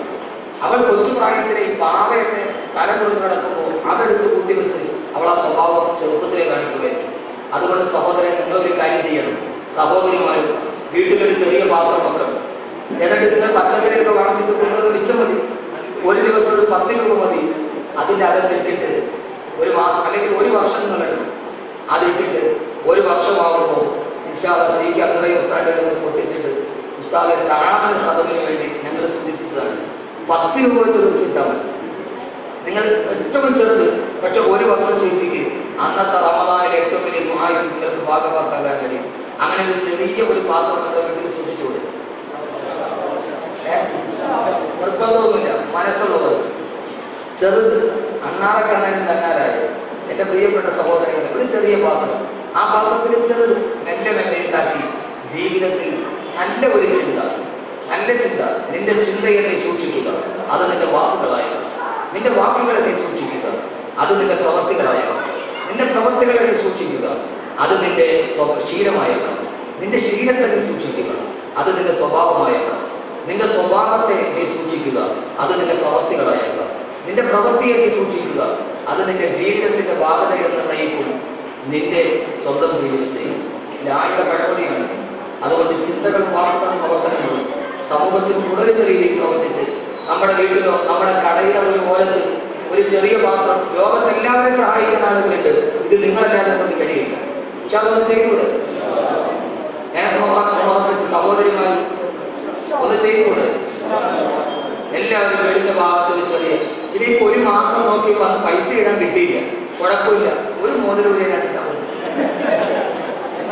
അള്ളാഹു സ്വീകരിക്കട്ടെ. ഒന്ന് ഇഖ്ലാസോടെ കൈവച്ചിട്ട് ഉസ്താദെ എത്രയാണെങ്കിലും കുഴപ്പമില്ല, ആർക്കും ചെയ്യാം, ഞങ്ങളത് ചെയ്യാന്നുള്ള സന്നദ്ധമുള്ളവർ ഒന്ന് കൈവയ്ക്കും. അള്ളാഹു സ്വീകരിക്കട്ടെ. ഇത് അള്ളാഹു മുതലുള്ള വാഗ്ദാനമാണ്. ഇത് പൂർത്തീകരിച്ചിട്ട് നാളെ അള്ളാഹുവിനോട് പറയുന്നത്. പക്ഷെ അത് റമദാനാകുമ്പോൾ സീഖ് ഉസ്താദിന്റെ കയ്യിൽ മണക്കാട് വലിയ പള്ളിയിൽ വന്നാൽ മതി, ഉസ്താദ് ഇത്രയും ഉണ്ട് എന്ന് പറഞ്ഞത് വെച്ചാൽ ഈ സംഘടനയ്ക്ക് വലിയ മുതൽക്കൂട്ടാവും. അൽഹംദുലില്ലാഹി റബ്ബിൽ ആലമീൻ. അല്ലാഹു മൗലാനാ മുഹമ്മദ് ربنا ظلمنا أنفسنا وإن لم تغفر لنا وترحمنا لنكونن من الخاسرين. ربنا ظلمنا أنفسنا ظلما كثيرا كبيرا لا يغفر الذنوب إلا أنت فاغفر لنا مغفرة من عندك وارحمنا إنك أنت الغفور الرحيم. رحم റഹീമായ അല്ലാഹുവേ, പരമദയാലുവായ തമ്പുരാനേ, അല്ലാഹുവേ ഞങ്ങളുടെ പാപങ്ങളെല്ലാം നീ പുറത്തു മാപ്പാക്കണേ അല്ലാഹ്. ഭാവി ജീവിതം പാപരഹിതമാക്കണേ തമ്പുരാനേ.